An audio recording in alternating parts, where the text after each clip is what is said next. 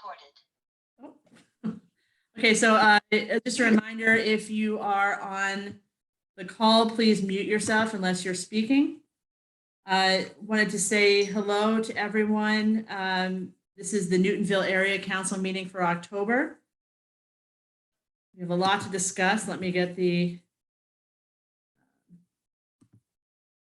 share my screen here. Okay. So on our agenda items today, we're going to discuss the village center zoning maps that just came out. We're going to talk about the tax override and what that means for Newtonville. We're going to hit on the Washington State project and then some other projects that are going on around Newtonville.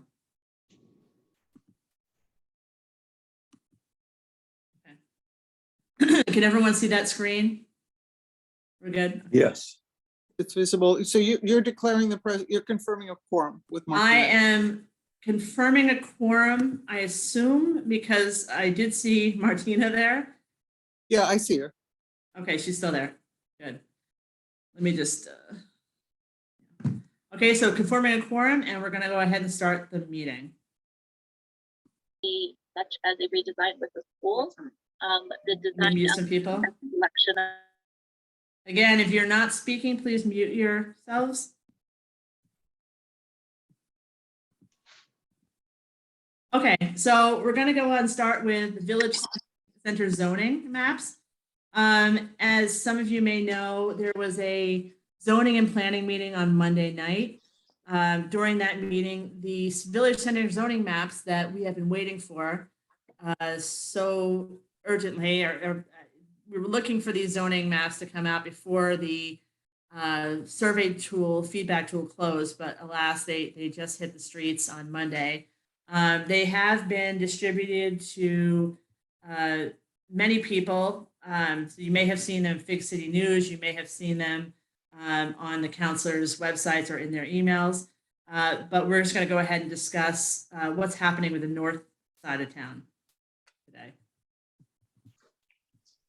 So, of course, just to give you a refresher course on where we ended up or where we started, the the Zoning and Planning Committee has been trying to rezone the village centers for quite some time, starting back in 2021. We have gone through phase one, which was the engagement process. That happened last summer, and then it was discussed, and frameworks were kind of put together. That was then in phase two engagement put out to the public via the feedback tool.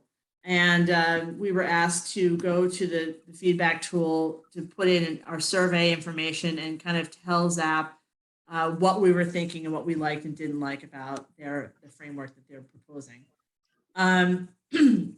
Right now, we're here where we just got the maps, and now zoning and planning is going through a draft ordinance that will determine future village center zoning. And then I believe there is a vote scheduled possibly for the spring, depending on how everything goes in their talks. This is just an idea of all the things that were put forth and considered during this whole time, all of the meetings that were had, the engagements that were had.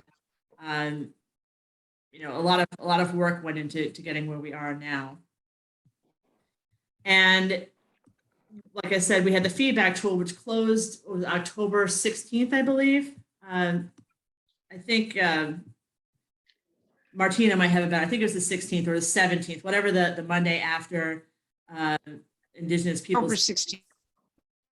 When I talked to Nevena, she told me that the feedback tool had 1,086 submissions. That does not mean there were individuals who, they were just 1,086. Okay. As of, I've been talking to off and on. And not... As of October 7th, there were actually only 400. So I think the big push that we put forward and all of the joint area councils put forward really helped them get over the 1,000 member mark, 1,000 survey mark.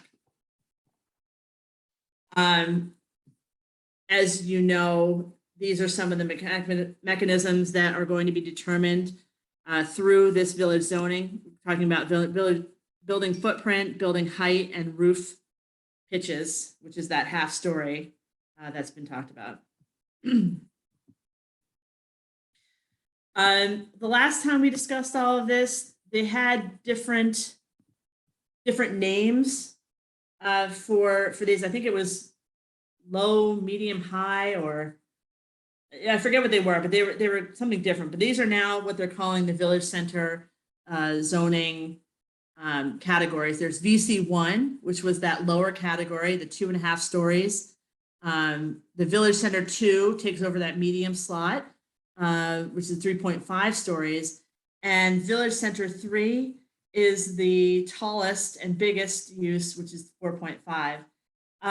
Another differentiator is the VC1 is actually only residential development allowed, whereas VC2 and VC3 have mixed use commercial and residential allowed in these areas. So you can see there are representative drawings of how big the VC1 through VC3 are. So we're at the part of the process where we're discussing the draft maps. And these were all done by our consultant Util, who worked with the city and the planners and the city council to figure out where the village centers are now, what their boundaries should be, and what each village center can handle in terms of height and size with the VC1 through VC3. So I'll start with Newtonville. As you can see, this is Newtonville. You have, this is the typical from Lowell Avenue all the way over to, I think that's the Harvard Street Bridge over here at the T, Walnut Street right down the middle, Washington Street bisecting it, the north and the south, with Treo over here. This is the Austin Street development, and this is the Washington Street corridor that we all know, with the 1-story buildings all the way down to the senior center. This is the existing zoning. As you can see, again, all of this up at the top on Washington Street is zoned business. Treo is zoned mixed use because that was a special permit job, as is Austin Street right here. And then all of the darker yellow is multi-residence, so we're talking 2-family, 3-family houses. And then over here on the other side of Lowell is where you get that single-family residence. The plan is here. This is what they're proposing. So they want to hit VC3, which is the 4.5 stories by right, 6 stories. I think it's 6 stories by special permit, all the way down Washington Street, from Lowell all the way past Harvard. So it's really what we consider some of the commercial areas that we visit on that side of Washington Street. And then they're also considering VC3 down Walnut Street all the way to Highland Ave, or right near the senior center stands today. I think Upside down for me. the next part would be This is Austin have the Street. VC2. If everyone can mute, that'd be helpful. The VC2, which is step down, which is that medium size, and then the VC1 stepping out into the actual residence. These are all, like I said, residential areas here, the 2-family houses. So I think what we had been fearing was that we would have a huge canyon of 4.5 to 6-story buildings all the way down Walnut Street and across Washington Street, and that's exactly what they gave us. I also wanted to talk about West Newton because that actually comes up on the other side of us. Now this is a little bit, towards the West Newton Square area, and everyone's familiar with this. Obviously, is Washington Street coming down this way, which meets up with ours. But when you look at the zoning map, it reaches quite far down this way. It goes all the way down to Dunstan East. And in that case, right here, they were putting VC3 all the way down Washington Street, half meeting up with the Newtonville area. So we're going all the way out to Lowell, and they're coming all the way back in past Dunstan East. And so there's in the middle, there's just a little slot of land. So I just wanted to show you guys this. And I remember a couple of years ago, they were proposing to have some more commercial land, some higher, more dense buildings on this side. Better, the bigger building. That So here. Now, the blue are mid-size. there we go. Again, the blue is VC2, which is a little bit stepped down, and the VC1 is the multifamily residential, not mixed use. I also put in Nonantum because we do have people that associate with Nonantum from our catch basin. And that is, there's no VC3 in Nonantum. They want to keep it all VC2, which is the 3.5 stories. 3.5 stories and mixed use all the way through that Watertown Street area. Going even further down, we have Newton Corner, and they are proposing that the Washington Street, Center Street Circle be VC3, which it is right now, as that's where the highway hotel goes over the highway. So that can handle a little higher. But as you see, they kind of cut it off right past Washington Street, and they're not going into these multi-resident areas. They're keeping it on this side. And then this over here is the YMCA. And they are calling that VC3 right now. I believe that was because, if I remember correctly, it was kind of isolated and far away from the residential areas, is right up that slope. So they thought that it could handle more density down here and keep it away from the neighbors.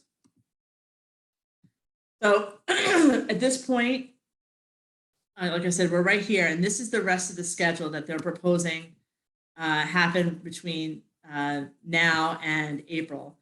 As you see, they're doing the drafts right now. Zoning and planning, I think, is supposed to present something in January that then gets revised again to March, and then they're going to finalize it for that spring vote, like I was talking about. And you can see here they do have a lot of feedback and public hearings that they have scheduled. So hopefully, if you do have any questions about it, or you want to convey your concerns or your praise, you'll be able to do so in some of these open meetings. So that's what we learned from the Monday meeting. Does anyone have any questions or comments? There's got to be something. Hold on, let me just get back. I'm going to stop sharing. Oops. I can see everybody. Okay. And Carolyn, you have a question or comment? I think I'm off mute. Am I? Yes. Thank you very much. I had a surprise when I saw those maps. I noticed, you know, there's references to 4.5 or 5.5 stories. That seems to me to be nomenclature obscures the facts, perhaps intentionally, because a half story is really a story. It's just set back somewhat. It's not 6 feet as opposed to 12 feet. It's a story. It's just a setback topper. Also, there's a separate proposal, or there's integrated proposal to increase the height of first floors from 12 to 18 feet. That's half a story. That is half a story. So really what we're talking about with a 4.5 story, in quotes, building is a 5.5 story building. And a 5.5 story building is a 6.5 story building. I don't understand why they can't just be forthright about that instead of this ruse of nomenclature to call it a half story. So that's my first observation, that it's not really very forthright in its presentation. The other comment I have is I do not understand why anybody's proceeding full speed ahead with this, where it's already discussed at the last meeting we had that this will not satisfy the MBTA Communities Act. And while that's still up in the air, I don't understand why we're spending all this time, money, and energy proceeding. Are you okay? Yeah, proceeding full speed ahead with this when it's just going to immediately going to have to be redone or modified, or something else is going to have to be done as soon as the MBTA Communities Act comes to settle. I know it's being challenged and so forth, but it seems to me absurd to do this and do it again, unless you just want to let the developers run rampant. The next observation, and then I will end, is that this seems to me to be not really producing more commercial tax base, which we know we desperately need, which is why we're having a override proposal. More about that later, of course. But all we're doing is eroding our tax base here consistently. We've got the Charlemont Street coming off of our commercial tax base so that the 40B housing can go in there. We've got the commercial property across the street in Northland converted to mixed use. First floor retail, we have plenty of empty storefronts around town, but here we are proposing to create more, which can end up as simply a blight on the city as we are marked by more and more open storefronts as we head into the next recession. So, aside from my concerns about what this would do to Newtonville, particularly Walnut Street, canyonizing it, the whole thing makes very limited sense to me as a proposition. With regard specifically, I said I'd end, but one more point. With regard specifically to the map for Newtonville Village Center, I think we have two parts of the Village Center. Village Center A, if you will, Washington Street, which is a commercial corridor, gets a lot of through traffic, and has open space by virtue of the open Mass Pike. Walnut Street is entirely different, a totally different ethos. And lining that with 6.5-story buildings is going to create a very shadowed, very canyoned, much too narrow street. So if nothing else, I would want to see a distinction made between what they do all along Washington Street, which Mr. Korf already owns all of it, and he'll get it one way or another up to 5 or 6 stories, as we've even seen down at Craft Street without the rezoning. But Walnut Street seems to me to ought to be divorced from that proposition and have some significant reduction so we can maintain some of the character of Newtonville Center. Thank you. Thank you, Carolyn. I would like to have President Albright speak next, and hopefully she can answer some of those questions for you too. Hi, thank you, Jennifer. I wanted to clarify something about the calendar. So it was pretty good. You did a great job, but we don't have the zoning yet. So they said they would get us the zoning by the end of November. I think that was their date. So, and then the month of January is reserved for public comment. So it's not a public hearing, it's a public comment. So people can come and say whatever they think about, good or bad or whatever, about the zoning. And then that 2.0 should be a result of whatever the counselors have been saying and whatever the public has been saying. So that brings us a new draft in the month of February, something like that. So just to clarify that, and keep the month of January in mind, because I think that's important to know about the public comment. Thank you. It was hard to figure out what was actually happening and when things were happening. So yeah, it was confusing. I don't have I'm not going to, I want people to have their own say, but I just want to say the idea of the half story is that because it's set back, it looks visually different from the street. And so that's why it's a half story, and it isn't quite the same as 6 stories. It has a different vision. And with respect to the MBTA communities, One thing that they forgot to say publicly was that we won the battle with the DHCD about inclusionary zoning. And they're allowing us to have below 80% AMI, as long as we can prove that it works, and we already have that, so we can prove that it works. But what follows we know we don't have enough with the village centers, but what will follow the village centers work is the commercial corridors. So Route 9 and Needham Street, and I'm not sure what else, but those commercial corridors. And the idea is that that's where we will make up the difference for the MBTA Communities Act. That's the thought in their minds. So I hope that helps a little bit. Yeah, I believe on the Monday meeting, and you can correct me if I'm wrong, but I believe they said Washington Street was also going to be a commercial corridor that was analyzed.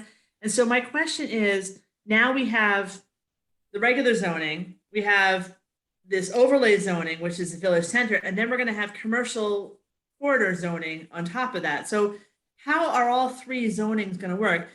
I remember again from Monday that someone from, I think of someone from planning, who said that if you were zoned, you had the underlying zoning, and then if you were in the village center and you had the overlay, you could pick which one you wanted to follow, whichever one was better for you.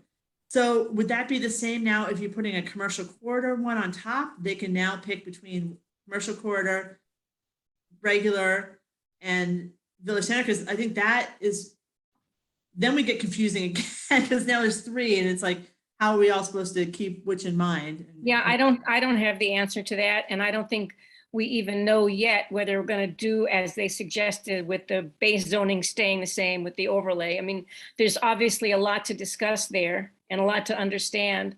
So one thing I'd like to say about this is, over the last 5 years, I've looked at a lot of zoning in other communities and other cities and towns, and ours is much more simple, I guess is what I say, much simpler than what goes on in many other communities. So we've never had many overlays, and it's been very simple. Let's just leave it at that. And we have to learn how to be more complex. And I have no idea, this will be something that we'll need to talk about how all of the various overlays will work together. Mm-hmm. And then I had one more question. I think when we were going through the whole feedback tool process, it was kind of thought that we would be, obviously the whole thing wouldn't be developed at once. It would be kind of piecemeal, and that throughout the thing you'd have a 5.5 story, then you might have a 3.5 story, then you have a 4 story, and it would be not so blocked across.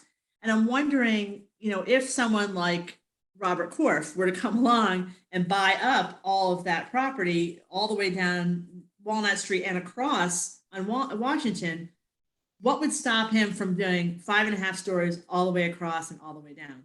Like, what's to stop this development from being uniform all the way? Is there anything going to be put in place?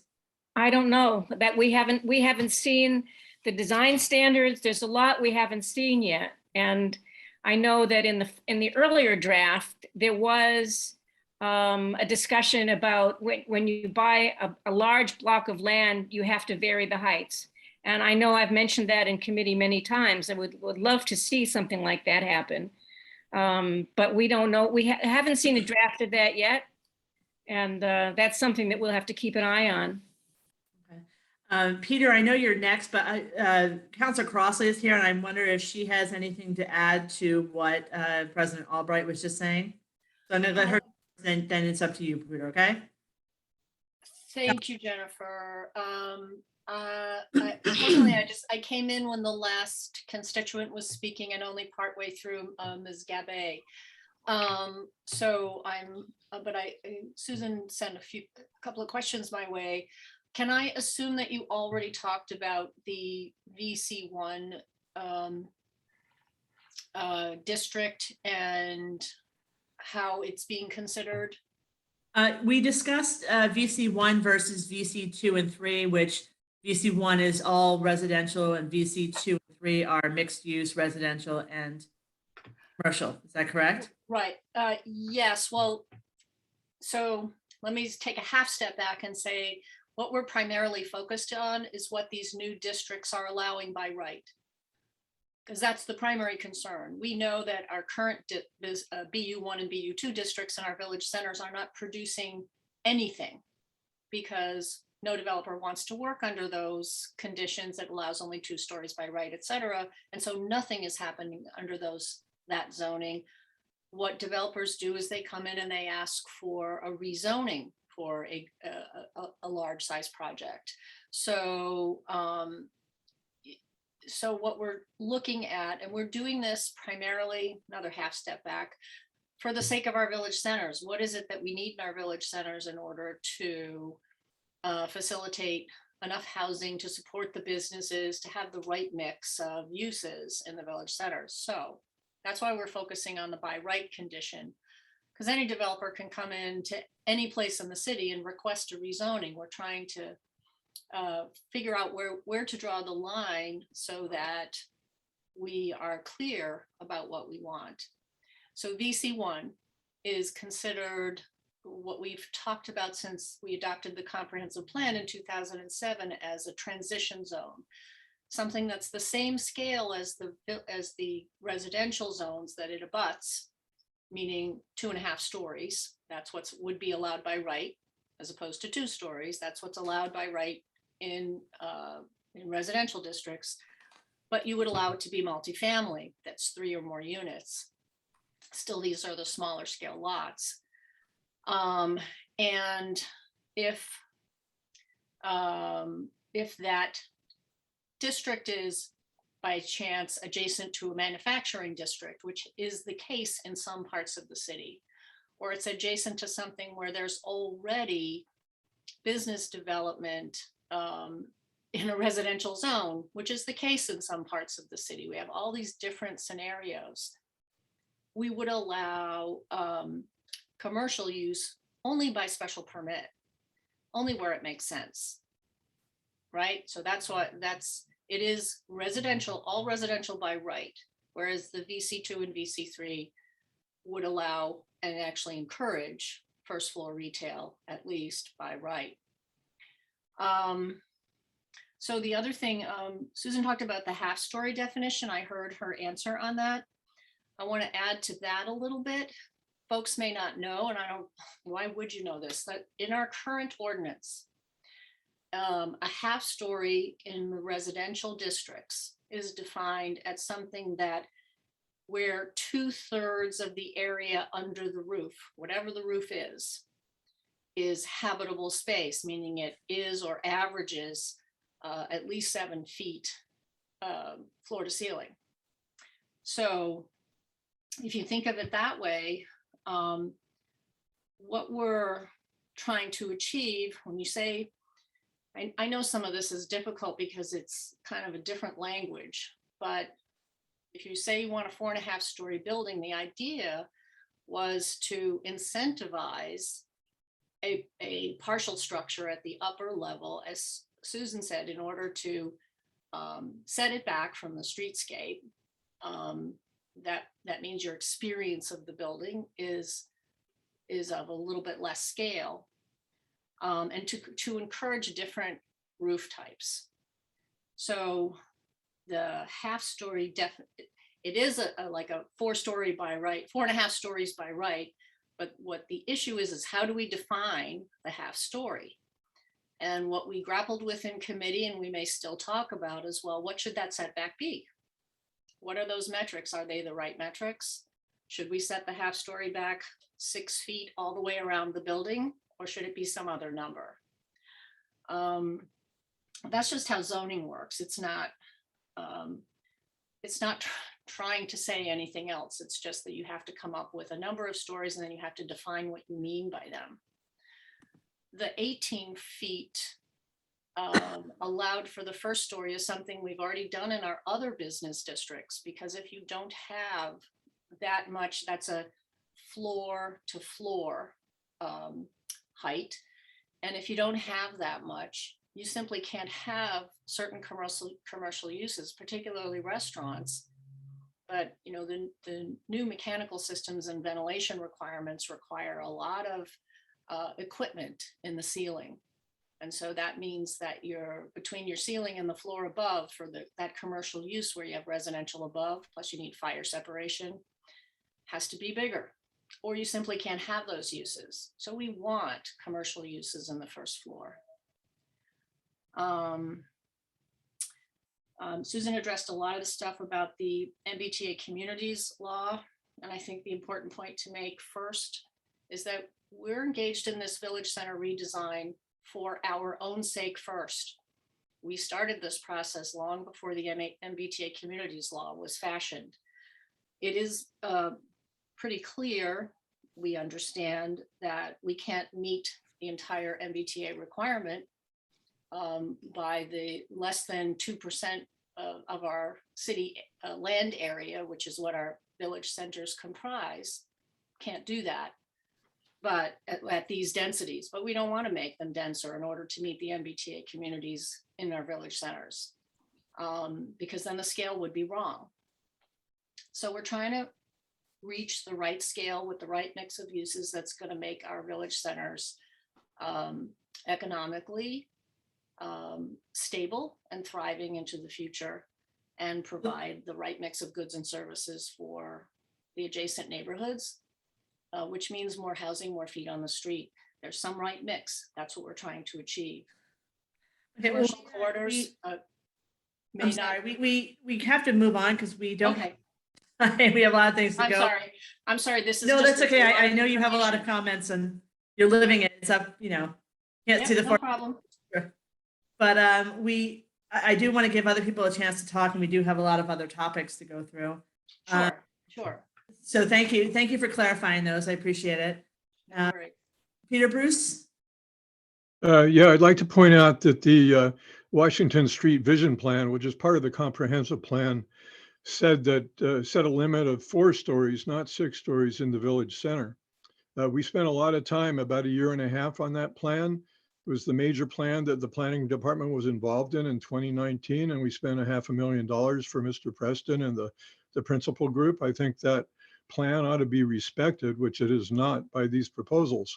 That plan did allow for 6 stories behind Whole Foods, and that's okay. But that's not really the village center. It's not Washington and Walnut and that part of the village center, which is being so heavily zoned right now. So I think that we should respect the Washington Street Vision Plan. And we should also appreciate the rules that the DHCD is setting up. They say that a rapid transit community should zone for 25% increase in its population, but a commuter rail zone should zone for a 15% increase in its population. So we are a commuter rail community. We are not a rapid transit community. That's the Green Line. They maybe should have 25%, but we should scale down and be geared toward increasing our zoning so that the zoning zones for an increase of 15%, not 25%. It's really important, I think, to acknowledge that we have 2 kinds of rail systems in Newton, and this is what we have over here. We've got the commuter rail, and we should have a 15% commuter rail requirement, not the 25% one for rapid transit. Now, Boston and its suburbs, supposedly we're helping solve the greater Boston area housing crisis, and that's a good thing, but that housing crisis is changing a great deal. We have a 35% decline in office use in Boston and about a 50% decline in office use in the suburbs, according to the Boston Globe. So a lot of this is being produced really fast. The MBTA Communities Act, the Metropolitan Planning Association, MAPC, they came out and said that they wanted 20,000 units a year built of housing over the next 10 years for a total of about 200,000 units. If we were to produce at that rate, we would be producing 9,000 or 10,000 units, which would be about 6,000 in addition to the 3,000 that we've recently built or we have in the pipeline that's been approved or likely to be approved soon. So all this is being forced on us really fast.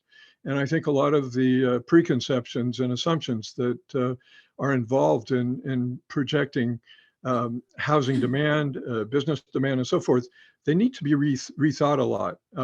We still don't know where we're going to be at after the pandemic, and people are working from home like crazy. And I just don't think we should rush this thing so much. And we should respect the comprehensive plan, the Washington Street Vision Plan. And if we are going to go with the MBTA Communities Act, we should see that the north side has an increase zoned for that's appropriate to the commuter rail, not rapid transit, which we don't have. Thank you. Thank you, Peter. Nancy, you have a comment or question? Yeah, I have two comments. One regarding drawing in developers to build more storefronts, and we're not filling the storefronts we have, and I expect that those storefronts will be more expensive because the buildings will be new. That's my first comment. And secondly, I haven't seen one person on any one of these calls say that they're pro for this development. And so how do we get this? How do we get to vote on this? It seems like we're being represented by people who aren't sharing our views. Everyone on this call, all the comments in the chat say, we don't want this, yet it's moving forward. So how do we bring something like this to a vote so that we can actually put it on a ballot and have the real people of Newton vote on it? I think what we need to do is concentrate on going to those meetings. Again, like I said, if you have a comment that is pro or against the village zoning that has been proposed, you need to make your voice heard. And going to those meetings and talking to your counselors, sending emails, just making sure that everyone speaks up. Because if why can't this be put on the ballot?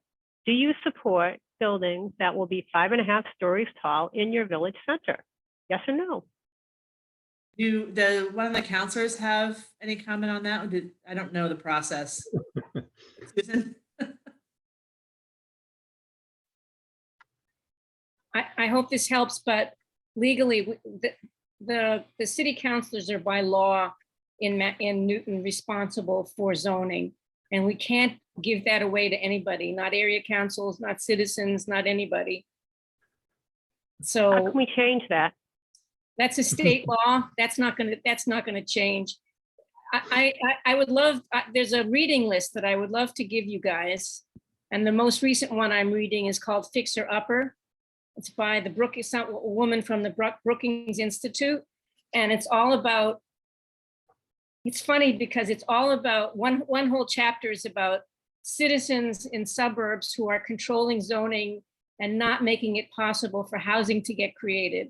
So you need to hear that side of the story. I totally get where you're coming from, but I want you to hear the other side of the story as well.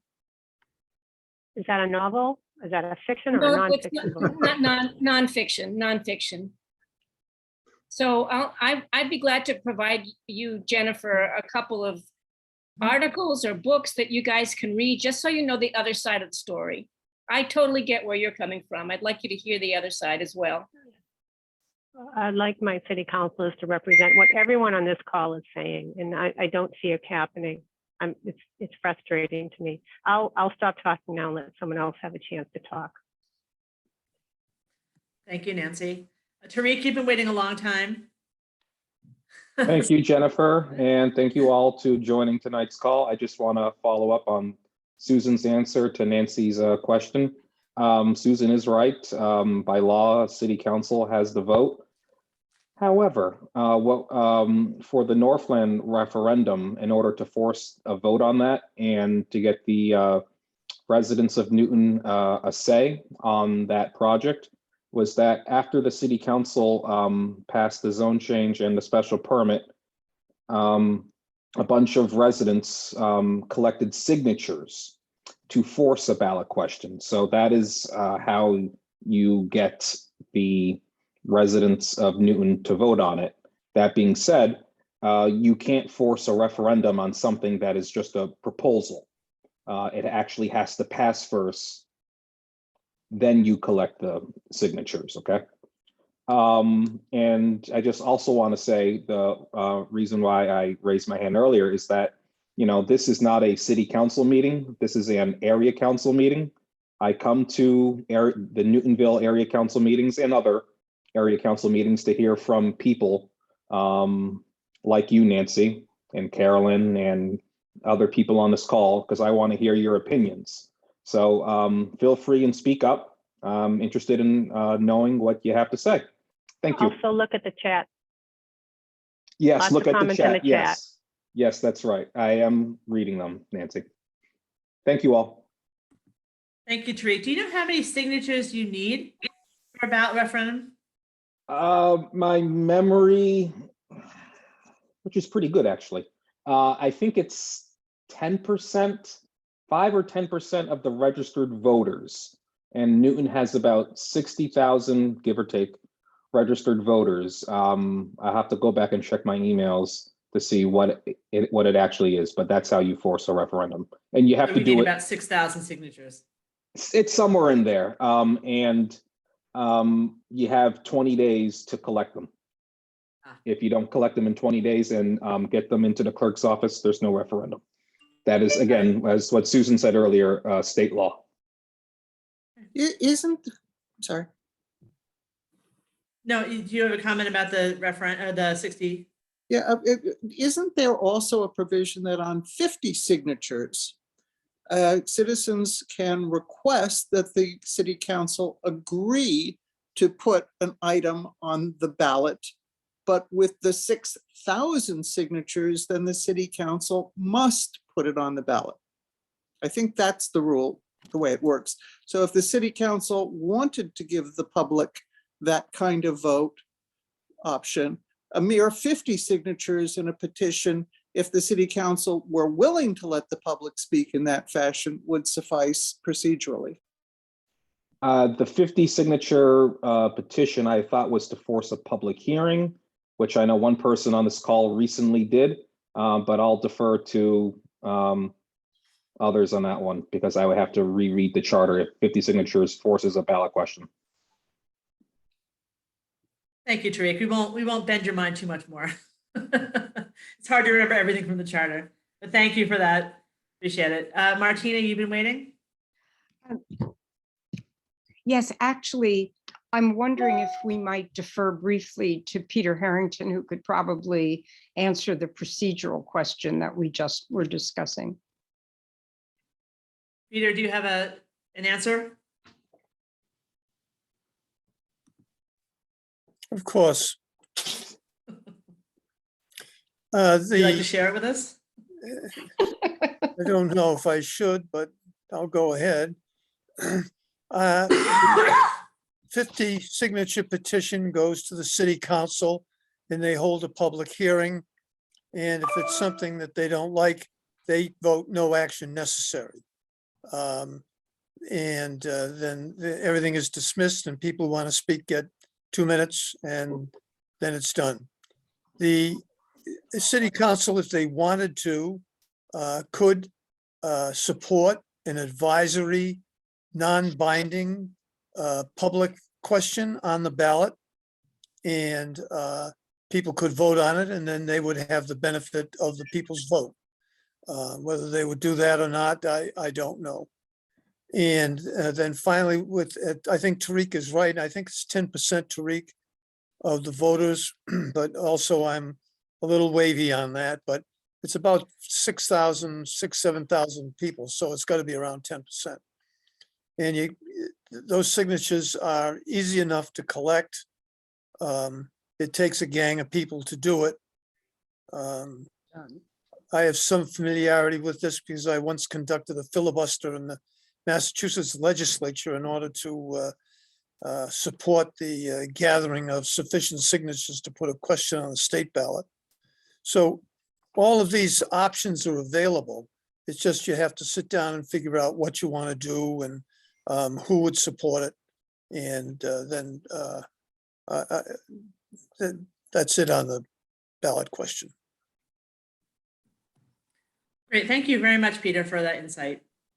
Martina, do you want to go back to your question now?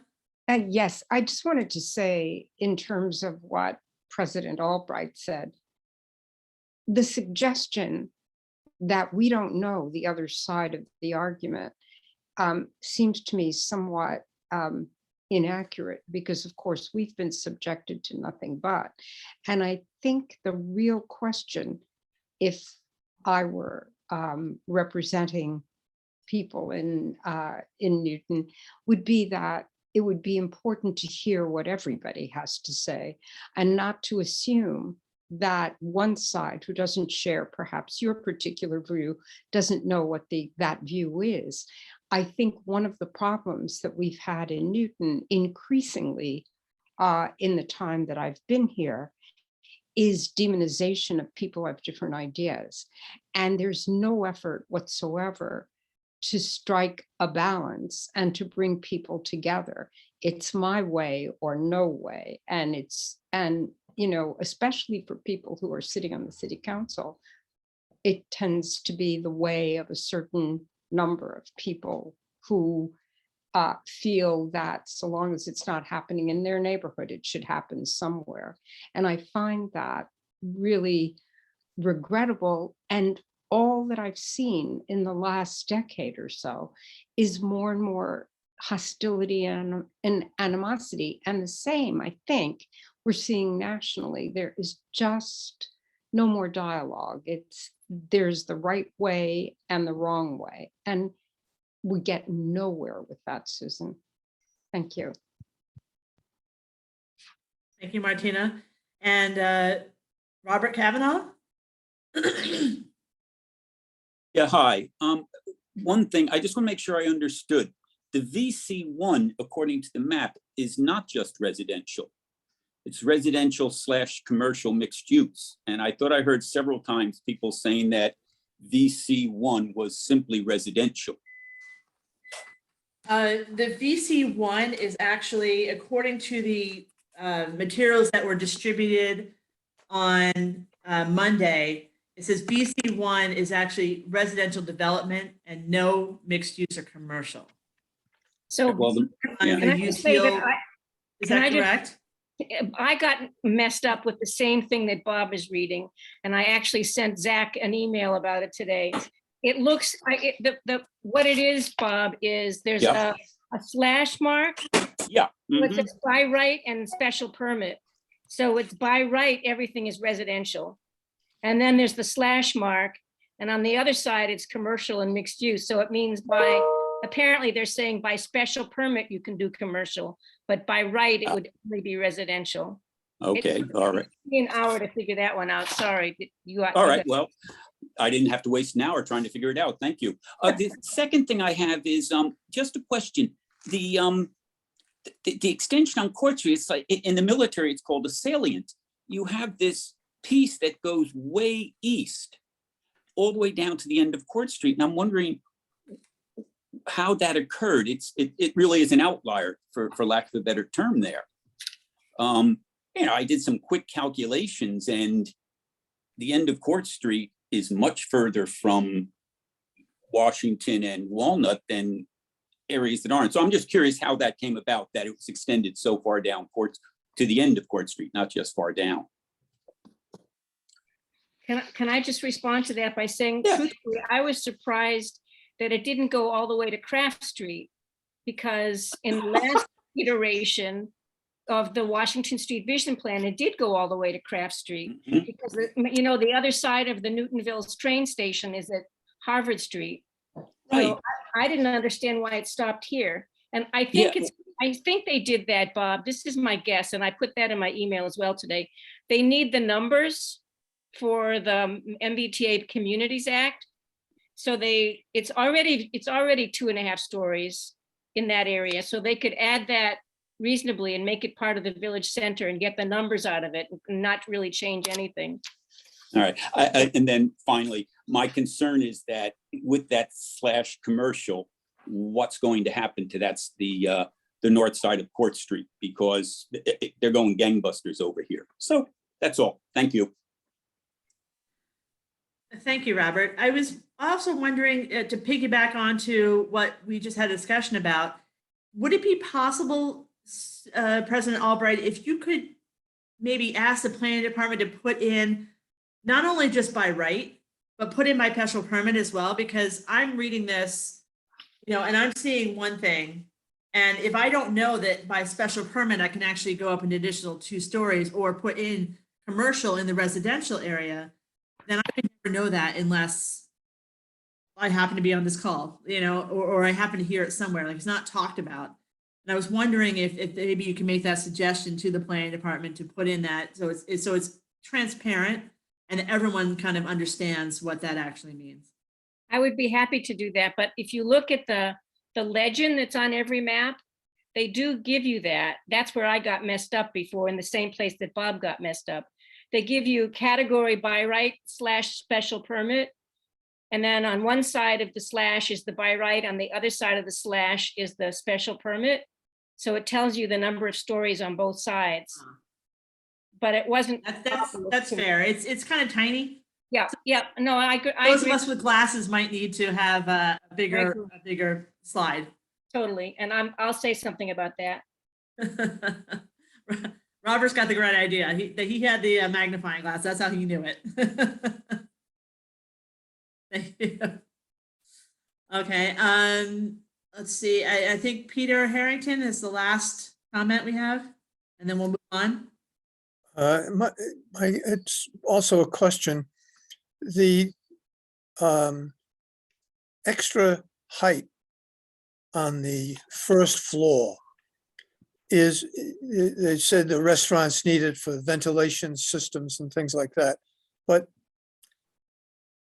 will mezzanines be allowed, or will the builders be allowed to build additional floor area within that extra height? Or will the extra height be restricted only for those people that want to have place in the ceiling to put various vents and things like that? So that would be question number 1. And question number 2, when I suggested that half-story concept, when I sent you that draft for the village centers some time ago, a year or so ago, and my thought was that we would get something in return for allowing that extra space, not just allow them to build a half-story because they want to build it. And I am still of supporting the concept that if they want to have that extra space on the top of the building, that they do something, they add some architectural features. And at the point that I had, that I thought the sloped roofs, which were traditional here in New England, and all the old pictures of Newtonville and all the other villages show those sloped roofs, that if they want that extra space, they should build something like that so that we retain some sort of New England style to our villages, and we don't turn out to have, well, you can see where modern building is going if you look at the new houses that are going up with the square box, flat roof, flat sides, no detail at all. And so I would encourage you to reconsider that top half story and turn it into a half story where it's under a roof, and not a mansard roof, but just under a sloped roof. And you've got that defined in your ordinance. And I encourage that. And then I'd like to know whether the additional, is it 6 feet, 8 feet that you can add in the first floor, whether that's available for more floor area. Thank you. If anyone has an answer for that, you can give it quickly. I can only say that I've not heard anyone say that the extra area is for more floor area. It's only for the machinery that needs to be in between the floor and the ceiling. So, but I think it's a good point to clarify. As a lawyer that represents developers, I will tell you the very first thing they'll do is figure out a way to squeeze a mezzanine in there and add extra floor area.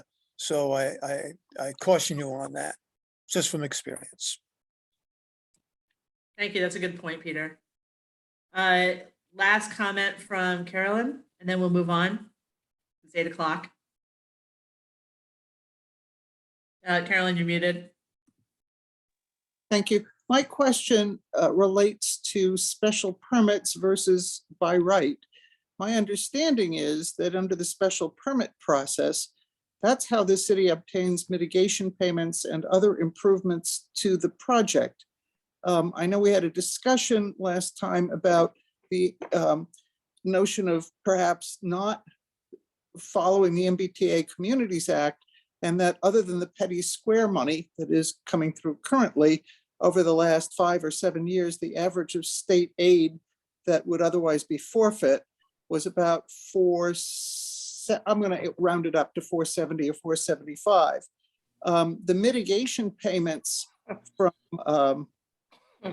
our friends at Trio were pretty close, honing in on that number from just Trio. I don't know what the mitigation payments were at Northland or at Riverside, but if we're going to have all this development by right, we're going to lose a lot of mitigation payment money. How has that been costed out?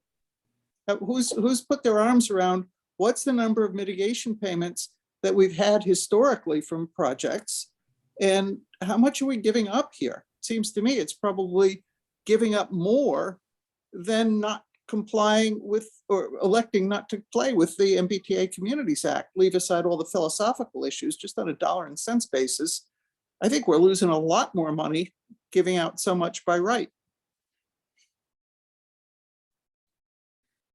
Thank you, Carolyn. Does anyone on the council have, do you have a comment for that, President Albright? I don't have a comment for that, but I did want to just respond to Martina I come to these meetings pretty regularly. I can't get to everyone, but I come very regularly. And I know many of the people here are not big fans of what you might call progressive development of housing or something like that. But I come here because I want to hear about it, and I want to talk about it, and I want to dialogue about it. So I think there are many counselors who come to these meetings for that reason. And so we can't, I agree with you, Martina. We can't get anywhere if we just stand in our corners and don't talk to each other. So that's why I come here. I want to hear what people have to say. And hopefully there is a dialogue. So I that's all wanted appreciate to that, add. but I think what I was saying is it's the assumption that if we don't agree, we don't understand what the issue is. And that, I think, is what the concern was, certainly mine. So Martina, I know that you are well-read and understand, but not everybody is as well-read as you are. And I just wanted to make the suggestion that maybe there's some things for some people that would enlighten them on the other side. That's all. Thank you. Sorry to Thank you. bother Thank you. Thank you. We're going to move on to the next topic, unless anyone from the council has any motions or anything you want to add very quickly. Yes, Carolyn?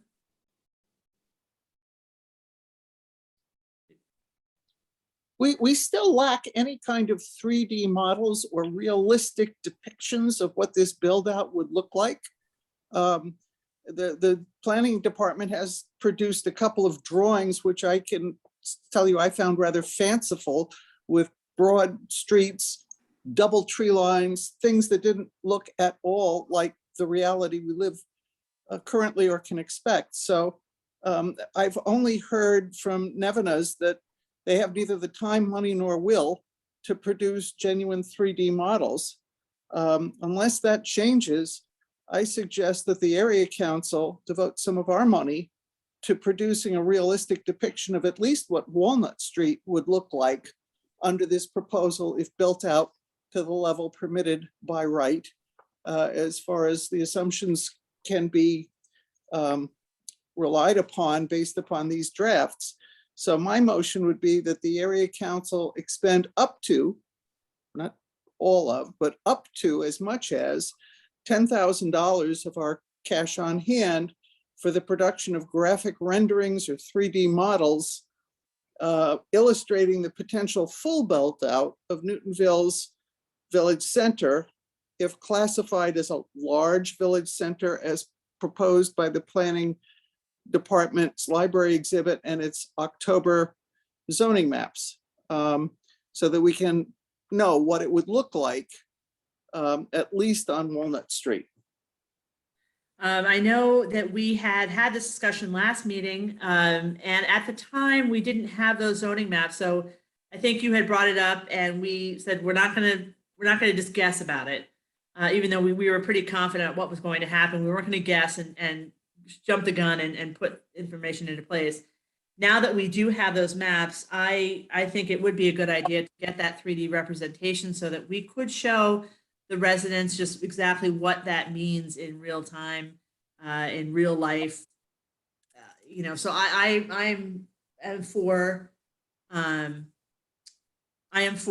doing that. I don't know if anyone else on the council has any comments about that, Martina. I second it. I just, if it's something that we can legally do, I second that. I think it's a very good idea. I want to hear from Nancy and Tim what they think about that idea. I also agree. You agree, Tim? Okay, he agrees. Yeah, I think that, yeah. Okay. I think that would be a good idea. Thank you. We have a motion on the table from Carolyn, and we have a second. All those in favor of spending that money to get 3D representation? It's all of us that are on the call, so that's 5. And we will look into finding out how much that costs and proceeding to get that as soon as we can get it done. Is there anything else that we need to do, Carolyn? I'm still out. I think that we ought to, as an area council, help the city council get that feedback by developing an analysis, at least as to our village center, of the pros and cons as it's seen by the local residents of the area, through a working group. I'd suggest yourself, Jennifer, and Martina, because you guys were on the CEN and have been immersed in these things. And I'd love to serve as well, and maybe a couple of other members of the residents would like to contribute as well, so that we can get an articulation from this area to the city council about our thoughts on what's being proposed for our village center. And maybe the other village centers would like to do the same. Their area councils would like to do the same about their respective village centers. Maybe that's something that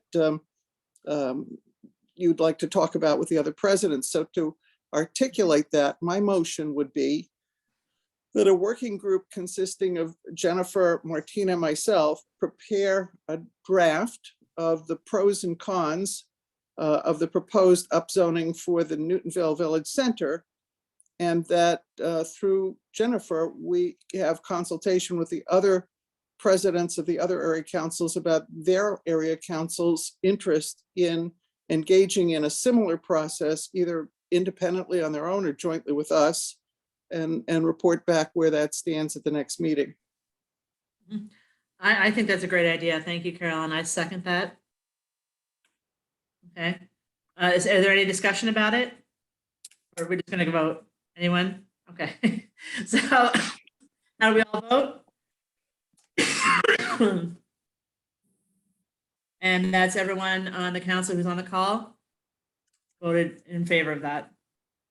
We do need to move on. I know we have some hands up. Is it okay if we move on to the next part? Because it is 8:09 and we'll be here. Peter, is that okay? Or do you have very, very quick, 10 seconds. This is an ancillary complementary idea to Carolyn's, and that's that I think you should use the constant contact mailing list and send everybody on it the map of Newtonville, maybe with a little description too of what's by right and what's by special permit. But I think sure. I did send it out in the meeting announcement. It was tiny, but I was planning on sending it out in regular format and also on, what do you call it? On Facebook as well. And we do have Instagram, so I would put it up on there and see if we can get as many people as we can to take a look and Oh, just, so it was sent out on Constant Contact already? it was part of the meeting announcement. But I Oh, didn't, maybe I didn't scroll down far enough. Okay, okay, thanks. okay. So is it okay if we move on? Everyone else who has their hand up? Can I just be real quick? Yes, Simon? So if you do this, would it be a rendering of by right or special permit or both? Yeah, that's what I'd like to know. I think it should be both. Because I think there's a, you know, again, with the representation that was sent out in the slides, like we saw everything by right. It would be interesting to see what's by right and what's by special permit. So I think we should concentrate on both. Just to make sure everyone knows everything and it's a fully transparent process. That's it. Thank you. Yep, no problem.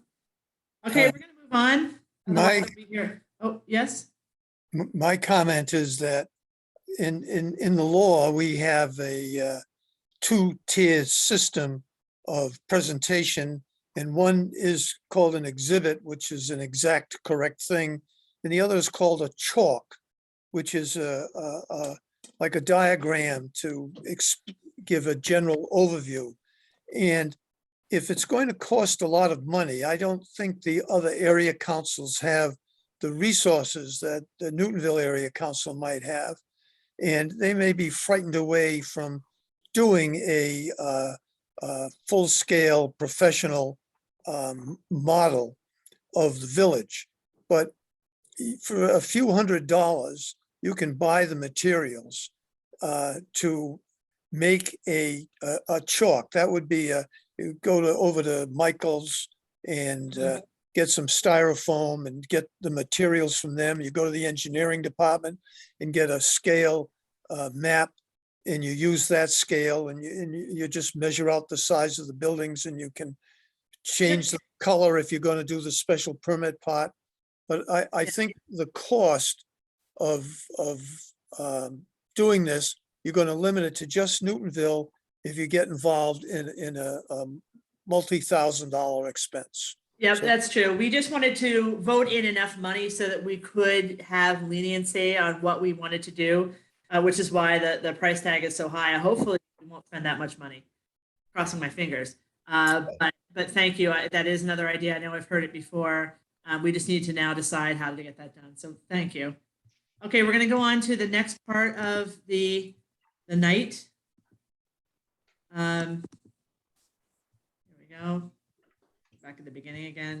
And we're talking about the tax override. Let me just get to the right section. Okay. Oops. So everyone hopefully has heard that the mayor has announced that she is looking for a tax override for 2023. And I just wanted to go over what's involved. If you have any questions, we do have counselors on the line that can answer them. And hopefully you'll have a better understanding of what we're actually what the mayor's looking to do.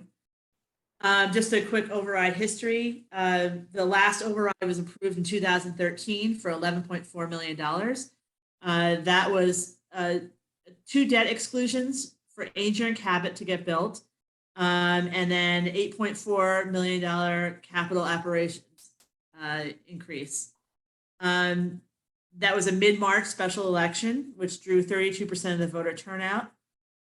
The one before was in 2008, which was rejected. That was a 47% voter turnout. And in 2011, the Board of Aldermen, which is now the City Council, rejected a ballot question for debt override to cover the cost of Newton North. So the last one we had was 2013. We've had a couple other attempts at it. But now in 2023, we have another request from the mayor to do this to fund some of the programs and capital improvements in Newton. So she's asking for $14.97 million There'll be 3 tax questions on the ballot should it get through City Council. There's a $9.175 million capital and operating needs increase, and 2 debt exclusions totaling $5.8 million for Countryside and Franklin. In a recent video the mayor did, she claimed that 75% of the funding is going to the kids. So you'll see how that's all broken out. 1.4 million of that is for roads and sidewalks and safety. Right now, the road paving that we're doing is reactive. You know, potholes and and when people are digging, you know, just trying to go and fix the roads that we have and the bad state of the roads now. She's hoping that if we get the 1.4 million this every year, this will be preventative instead and put it on a schedule so that these roads are taken care of before they become problems. There's also a $4.5 million, $4.5 million is scheduled to go to support programs and programs in public schools and technology. It's going along with that. There's $1 million set aside for parks, playgrounds, and athletic fields improvements.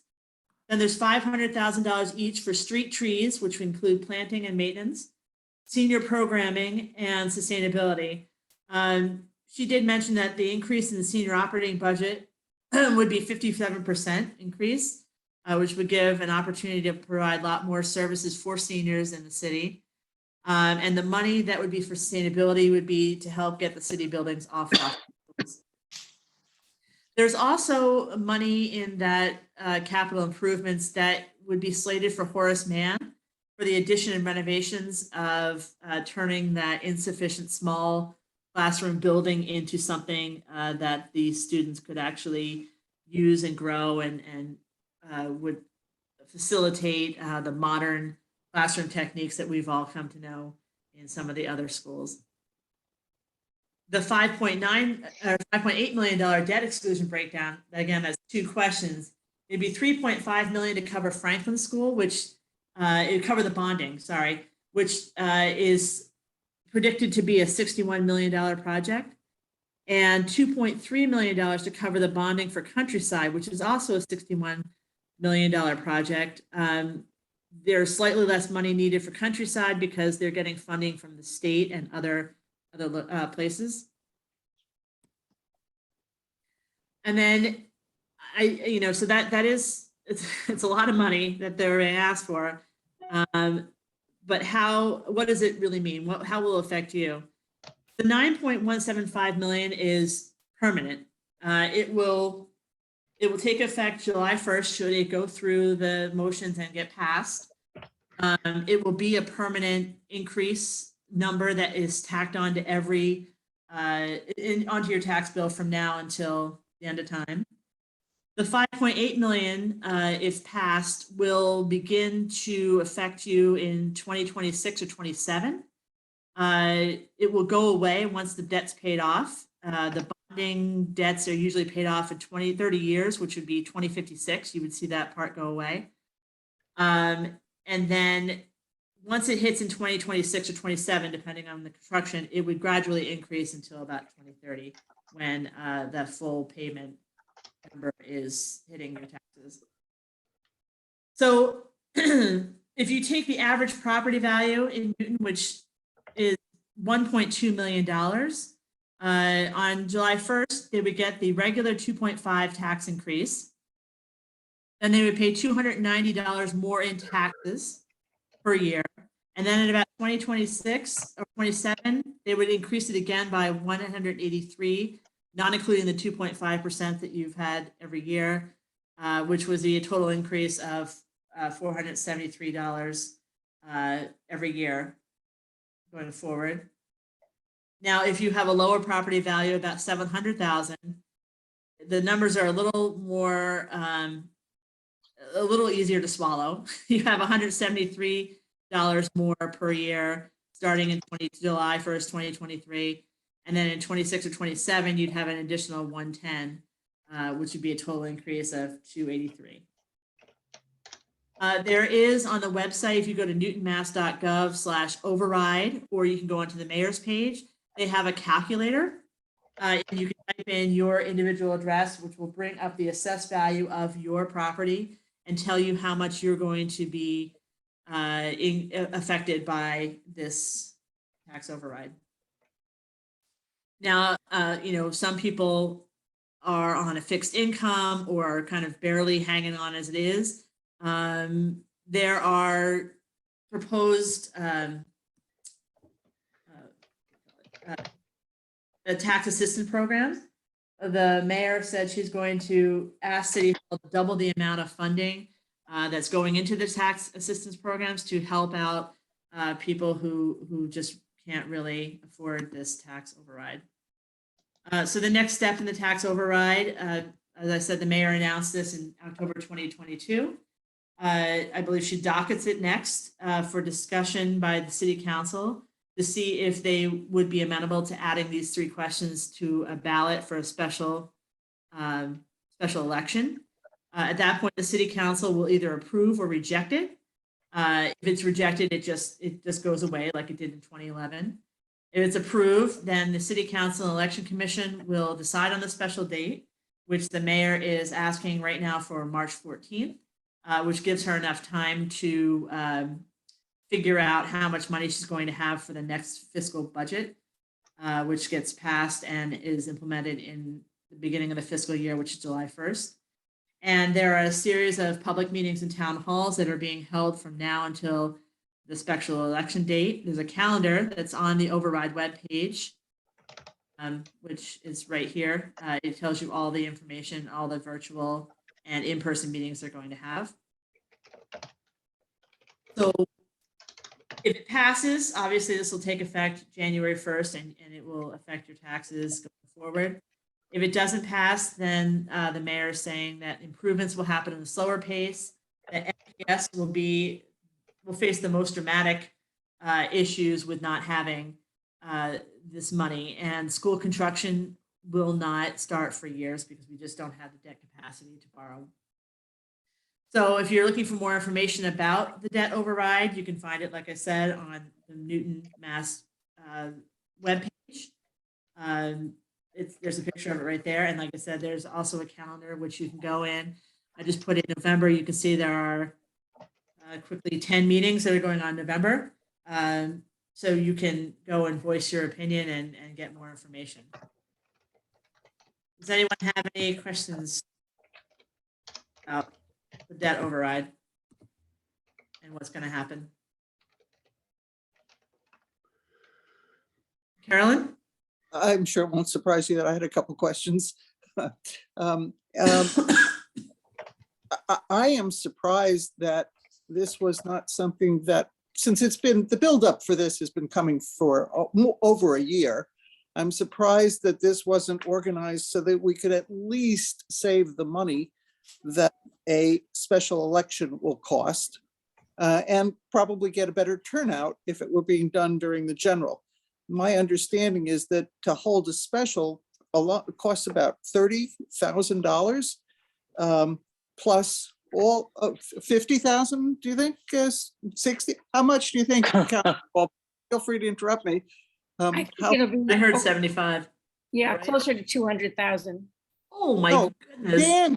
Dandy. So 200,000 got to be found in our budget to just ask for more money. That's I don't know if that covers all of the time that's being spent building up and selling this proposition in all of these meetings throughout November, December, January, how many ever. But I get sticker shock at that. And it strikes me as incredibly poor planning that since she's known she's been positioning for an override for more than a year, she should have done it earlier so that we didn't have to spend $200,000 in addition to holding an election on November 8th. Could have been put in together. My other point is we have a $500 million budget in this city. I can't believe that we couldn't scrimp a little bit on the $500,000 consultant contracts that fly out on a no bid basis constantly out of this administration. It strikes me as the height of folly to look at the webpage that has been concocted here and look at the reduction ad absurdio, where she's trying to sell this proposition as saying, oh, well, on a day-to-day basis, this doesn't cost you more than a cup of coffee. It's only going to cost you $1.75 a day for this exclusion or this override. It's a recession. It ain't a good time to be raising people's taxes if you want more affordability in this town.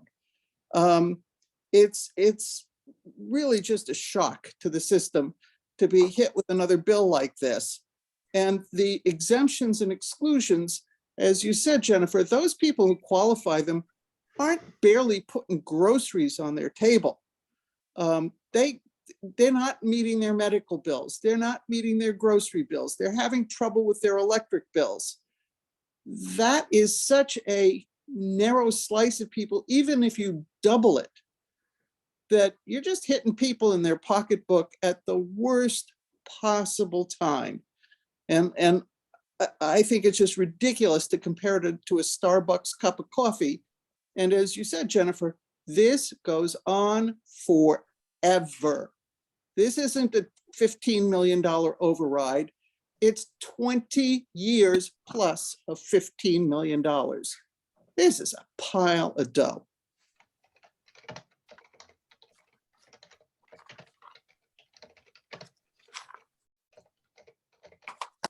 I was talking to Martina earlier about it, and I didn't realize before I did the research that it was actually every single year going forward. I just thought it was a one-time thing, and that was just, it was silly of me, because last time, I voted for the override without thinking it was any kind of problem, because I want to support the kids, and it's just it's wow, it's a lot of money.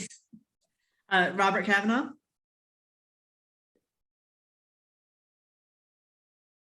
Yeah, hi. I haven't really looked that deeply into this in terms of supporting or not. The only question I have is, now I have no children in the schools. My children went to the old Horace Mann in the 80s and 90s, so to an extent, I have no dog in the fight. But I don't understand the disparity between Countryside, Franklin, and Horace Mann. I mean, it's just, we're not talking about 2/3 as much. It's a dramatic difference. And I haven't been in the Nevada Street School in a while. There was a meeting for a pot shop or something. That's the last time I was in it. But it didn't, since it was constantly being used as a transitory school for this system, which I thought was a great idea. It's hard to believe they did a whole lot of renovations because the school was constantly in use. Is there a reason why there's such a disparity in funding? I just asking if anybody knows. One of our counselors want to answer that question. I know you've been to those meetings. So can I ask for clarification? Are you wondering why Horace Mann is so low? Is that what you're wondering? Yes, it 400,000 as opposed to millions. And I look at some of the schools that have been built lately in Newton, and I'm blown away by them. And then I go down Nevada Street and I'm saying they're throwing 400,000 to this. So what you're missing is that's annually. That's an annual debt. The debt payments on Horace Mann is an annual figure. I think it's $370,000, Tariq? Is that right? I think it's annually. That's so over a period of 20 years. I thought it was $1 million a year. It's somewhere between. It's not that. I don't think. Or maybe it's 700 and something. It's 775,000. Yeah, but that's annually, Bob. That's annually, because it's the debt. It's the debt that goes into the operating budget to cover the cost of the building. Well, as I said, I certainly don't know the economics of it and that, but it just, as I said, the disparity between what's in it for Countryside and Franklin and what's in it for Horace Mann, just, I understand what you're saying, that it's ongoing, but we're still talking 61 million for these other schools. Well, they've already put 15 million into that building.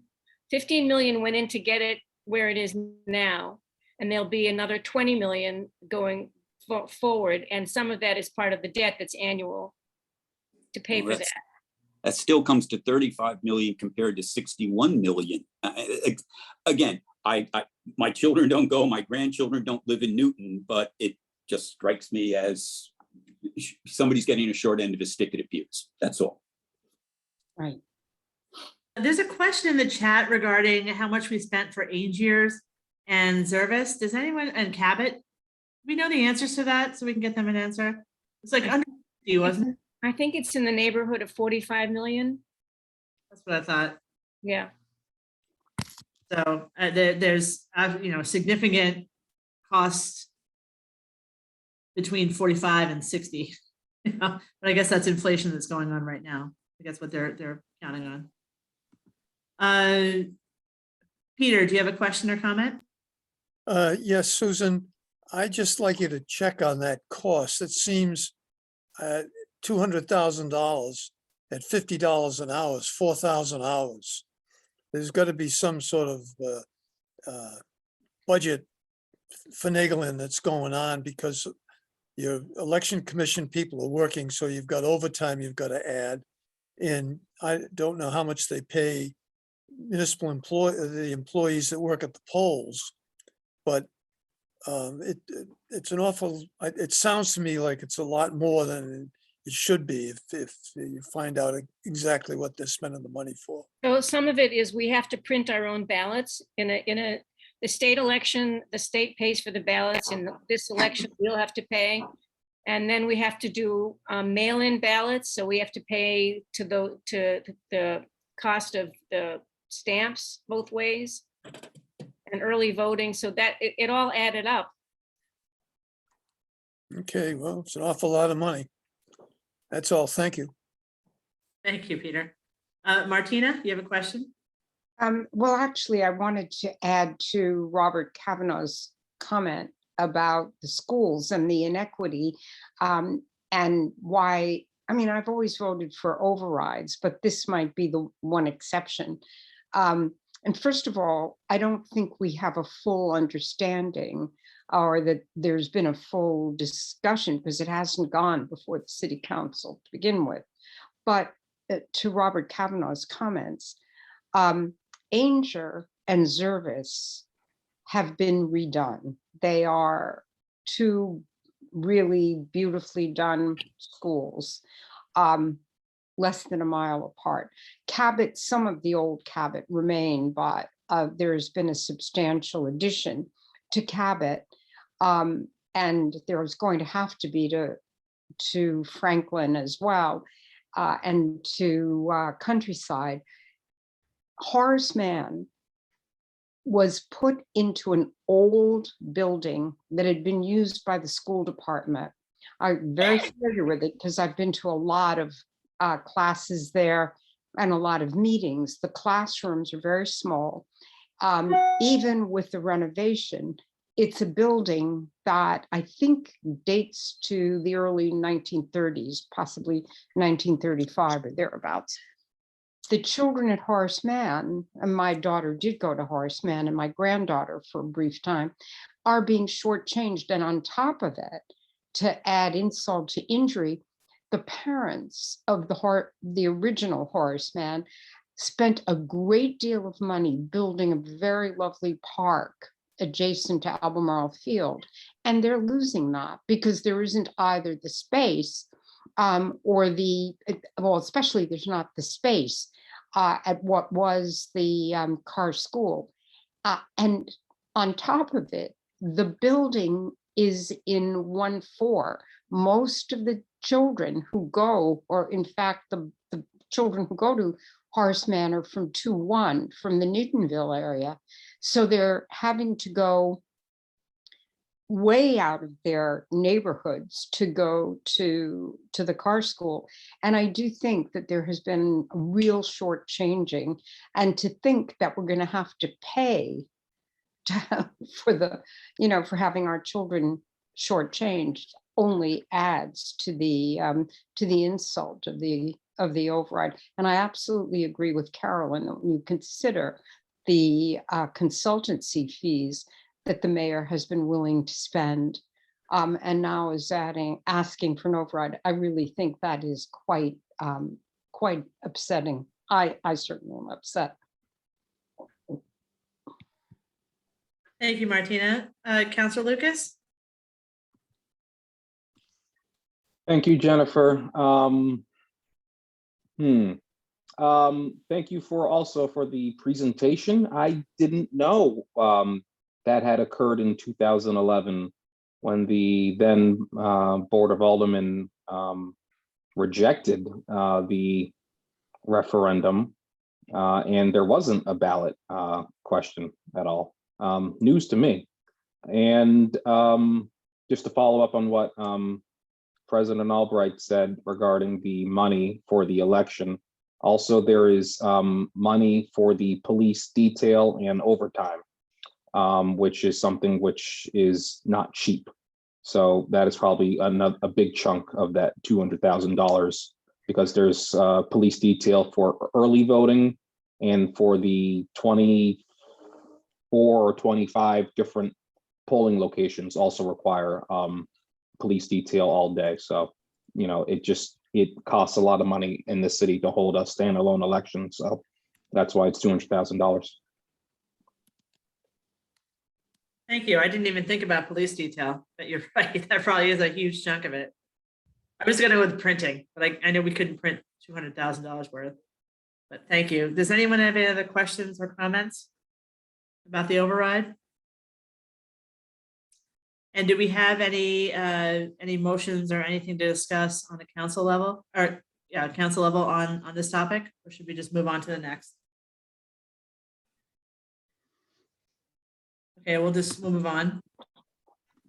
Oops. I'm gonna share my screen one more time. Go on to the next. There we go. Can everyone see that? Okay, so the next topic is the $3.5 million Washington Street project. This was recently announced by the mayor via press release. And I think we all knew that this was in the works, but I just wanted to make sure everyone here on the call was aware of it. So there's an effort being put forth to fix, I guess, as lack of a better word, Washington Street in the middle of Newton. The reasons were, they wanted Washington Street to become more user-friendly, safer, more accessible, improve biking, which I don't think, we have a little bit of bike path on Washington, but let's make it safer for bikes, and then support transit service by giving commuter rail and transit riders easier access to Washington Street and safer pedestrian access. So first, they're going to, right now, this $3.5 million has been allocated for the part of Washington Street from Lowell Street all the way down to Chestnut. So it's going to impact both Newtonville and West Newton. We are in phase 1A, which is the pilot program, again, from Chestnut to Lowell.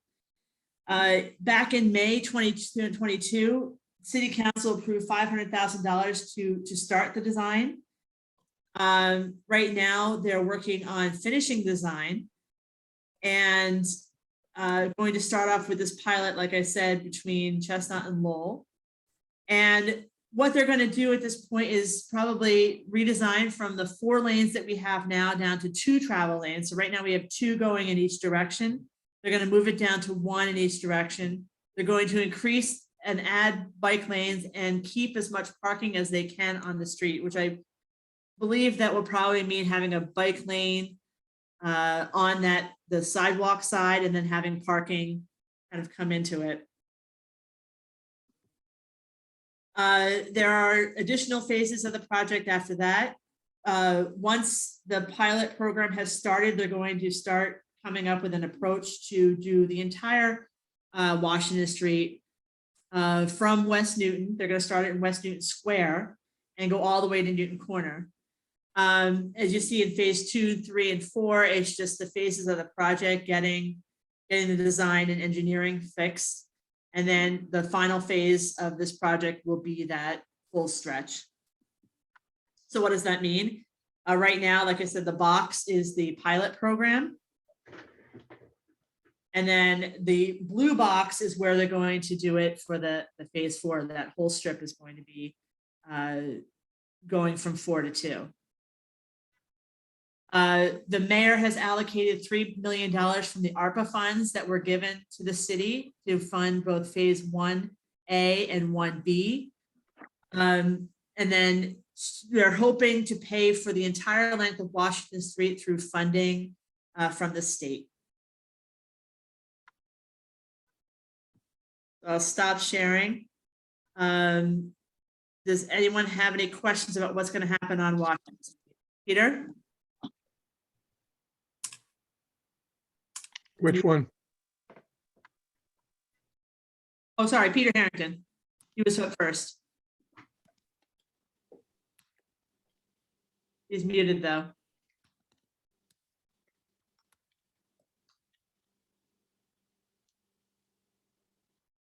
Peter, you're muted. On to Peter Bruce, and while Peter gets his computer unmuted. Peter Bruce, you want to start? Sure. Regarding Washington Street from about Harvard Street down to Newton Corner, before the pandemic, the number of trips per day was well over 20,000. And that's the limit where the federal government, the Highway Transportation Commission or agency says that you shouldn't, it's not advisable to do road diets when you have that much traffic. And my impression recently is that we actually have more traffic, maybe not up by, well, I don't know about West Newton, but in Newtonville, especially Washington and Walnut, we have more traffic now than we had before the pandemic. People aren't riding mass transit as much. They're taking Ubers and other things a lot more. There's just a lot more traffic on the street. And even in 2017, 2019, Washington Street, this part of it down on the eastern end, had a lot more traffic than was advisable to do a road diet with, a lane reduction like this, according to the federal government. So I just want to let people think about that. And I can provide statistics and reports if you're interested. I'm sure he can. I can't hear you, Jennifer. I've heard from a bunch of people that they are concerned about the traffic, especially once we get Dunstan East online and the other developments that are coming up in that area.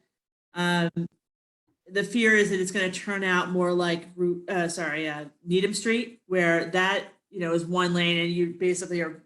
I don't know how it is now, but I remember being backed up all the way from one end of it to the other, just trying to get through. So at this point, like I said, it's a pilot program, and hopefully it is reversible if it doesn't work. I want it to work. I don't want it to to naysay anything. But as I see it right now, I mean, I drive down Washington Street every day, and I do hit double lane traffic.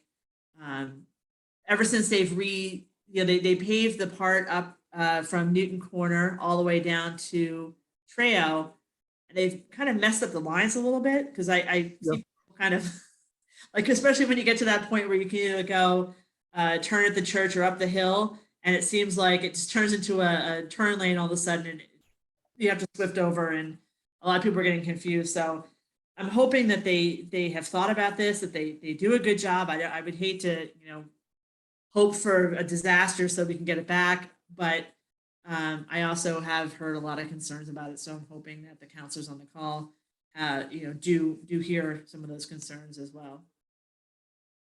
So again, I can provide reports and statistics if you're interested. I would love to see them, but yeah. Okay. Peter Harrington, do you have a comment? Yeah, my concern is that I've been riding up and down Washington Street for 60 years, 5 days a week, 50 weeks a year. And to narrow it to 2 lanes, to me, seems to be foolish. At the very least, they're gonna need that, some sort of middle lane or way for people to take turns. West Newton Square is a mess, and I hope the people that are doing this are not the people that just redesigned West Newton Square.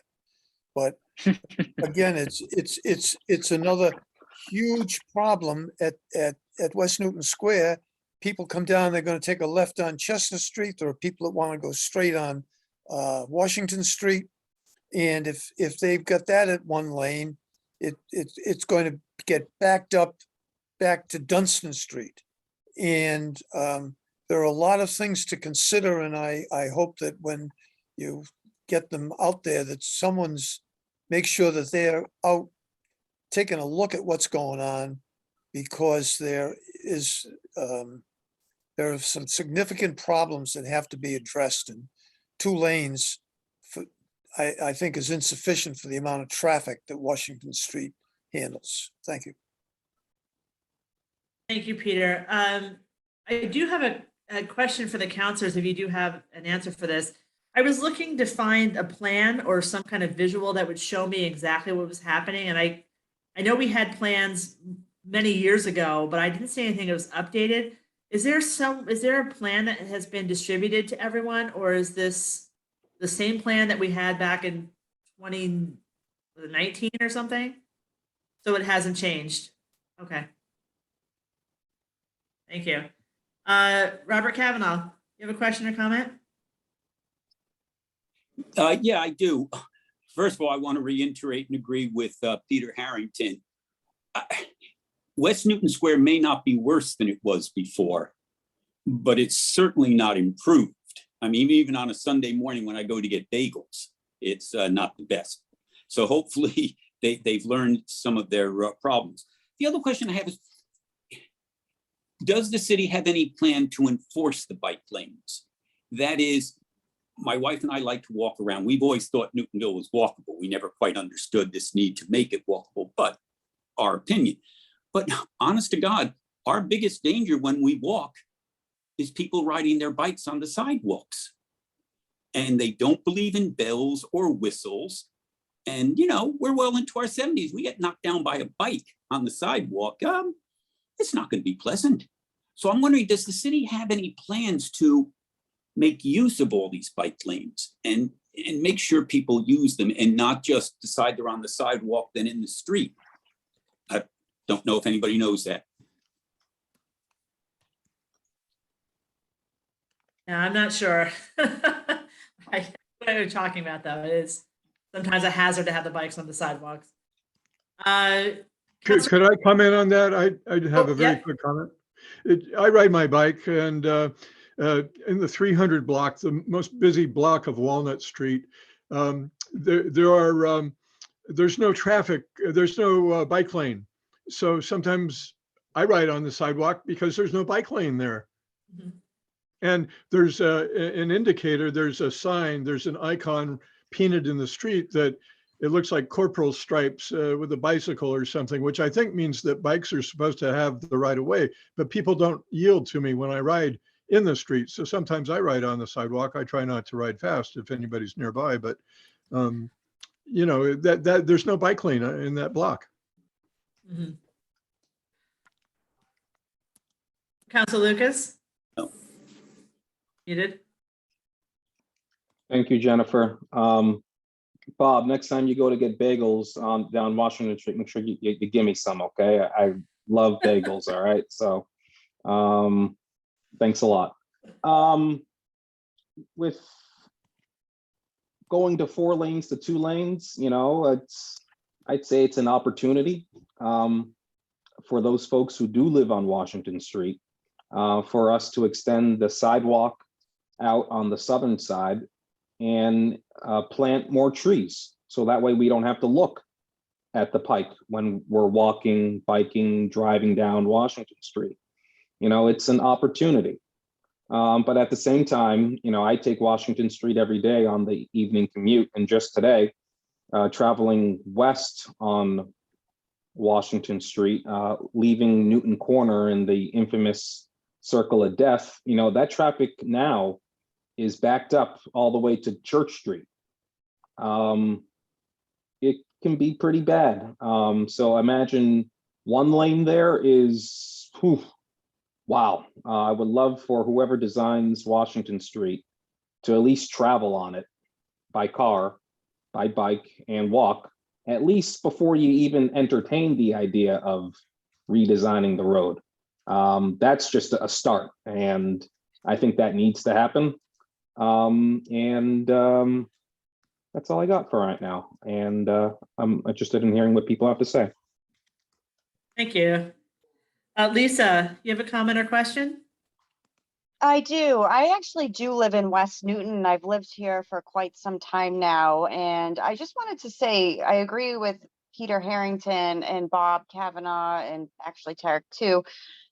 If you live here, after the redesign, one thing, you can only go left onto Cherry Street, and people are super confused. It's 2 lanes. They don't know which lane to get into. Once you get to the movie theater, people are trying to get over. They don't know where to go. It's Sweet Tomatoes. The light is red or green, and the light in front of it is red. You can't move. My concern is with all of these buildings going up and all of these changes, nobody's really, unless you actually, like he said, drive it or live it. I feel like it's practically being ignored at this point. Is there any way that, well, in the present, that you can even like switch the lights, because the timing is completely off? And as far as the bike lanes are concerned as well, I live near Elm Street, which goes on to Washington. People always blow the 4-way stop sign on their bikes, and there's so much foot traffic. And now that you can only go one way onto Washington from Elm, it's just a complete disaster. I just don't know how, when you're talking about, and then you go way down Washington, how this is going to get any better. We're going to be putting up maybe, the 3 buildings, hire more people. Is there a plan, or do people actually think about the timing of these lights and everything else? I don't really understand, because it's been really bad here lately. I know that Counselor Pam Wright, who's usually on these calls, has been trying to work on the intersections and the light timings and trying to help people out. I agree, it really hasn't fixed it yet. I don't know what's wrong with the timing. I don't know. It's bad. First, and then they have to go to the next one. But I have the same problems, and I bet anyone on this call who's actually been through that intersection has the same exact complaints that you do. So It's a nightmare. And I just feel if they fix the timing, I feel like it would be 100 times better. It's just the timing is really off here, and I'm concerned about that going forward, and more traffic and everything else. yeah, I agree. I hope we can pass that along. Like I said, you have a couple of counselors on here today, so hopefully they've heard you and they can see what else they can do to push it through. Thank you very much. Great. Malachy, speaking of, can you come back to me? I've got like 7 minutes to get some sports photos in. Just come back to me though. Sure. Comments in this meeting. Okay. No worries. Okay, so are there any other questions or comments about Washington Street?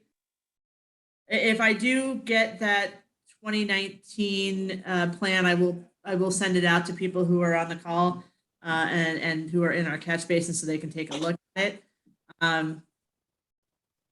Phil, do you have a question or comment? Yeah, just a quick question. Do they have criteria for the pilot that they've exposed? It's from everybody's discussion, it sounds like it's a bad idea, but I don't understand how they're going to evaluate it. Yeah, I did see that in the chat. I was going to ask that question next. Do any of the counselors know how they're going to evaluate the phase 1 to see if it does work, what its success looks like?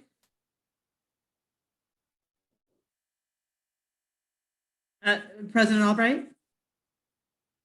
Sorry, from my perspective, I'm a little bit in the dark as you are. We were told that there would be a working group and that the counselors would be on it. And that was maybe 6 months ago. So I assigned some people to it and we've never been asked to serve. So I don't know what they're doing beyond what's in the Washington Street Vision Plan. I have no more knowledge than that. Oh, thank you. I'll see if, maybe if all of us ask that question to the, I think it's coming out of the planning department. Is that, or is it coming out of, you know where it's coming out of? I think it's planning and DPW. Okay.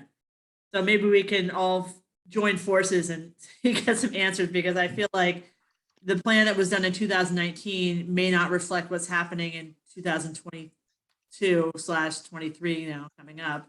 And it, if that's the same plan they're going forward with, we might need to kind of raise our voices and see if we can get it just reevaluated, because I don't even know if all those new housing projects have been accounted for in that case. So thank you for that information. I'm going to assume that Councilor Maliki is still working on our deadline. So okay, we're just going to go through to the next. If it comes up again, then she's feel free to speak. You can do it anytime. But I wanted to get on to the next, which would be, we're almost probably on 9 o'clock, so we'll make this really quick. Other updates on development projects in and around Newton, just to let everyone know, there was a unanimous vote in the Land Use Committee for the Craft Street Elder Housing proposal to go through, which is the request to rezone the 7 parcels, which would make up the building. We did talk about that in a previous meeting, so hopefully everyone is aware of that. But it's a full elder housing complex with assisted living and long-term memory, as well as independent. I forget, 233 beds would be in that location. And it looks like it's going to go forward. So the next step would be to have it go through City Council.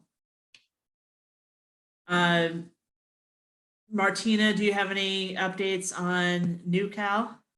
So the newest rendition of the interior was introduced last week, and they're still fine tuning. It is a very large space. There were a lot of comments about especially where to store and put equipment near the large gym, which is on the 2nd floor. I think that is another discussion that requires more citizenry on hand, because mostly everybody who attends has been on board with the project. And those of us who have expressed some concerns about the size and scope and location are a minority of 2. So I think that is definitely a place where it'd be good to have more citizens. And the other thing I'd like to say about it, I mean, the building, the design and the building in itself are not objectionable, but again, it's what it does to that piece. First of all, it takes down an historic building. And that is really unfortunate. And it's a building that has dominated that location for 85 years, almost 85 years. So I think that's very regrettable. But I think here again, one of the biggest problems with that whole discussion is that people who had objections for a variety of reasons were demonized and characterized as anti-senior. And I think that really is, I think that nothing so much exemplifies the kind of animosities that have grown in the city than NewCal. And it's ironic because it's meant to be a community center. But as I said, the design itself is not objectionable. It's just the scope and the place. So. Thank you. Are there any other projects that people are looking for updates on, or that we have updates on for the council? I really, I know coming out of the summer, things kind of slow down and I should be coming up soon. Peter, Bruce? I can't, you're on mute. I think there was a proposal to allow detached accessory dwelling units to be built by right. Was that approved?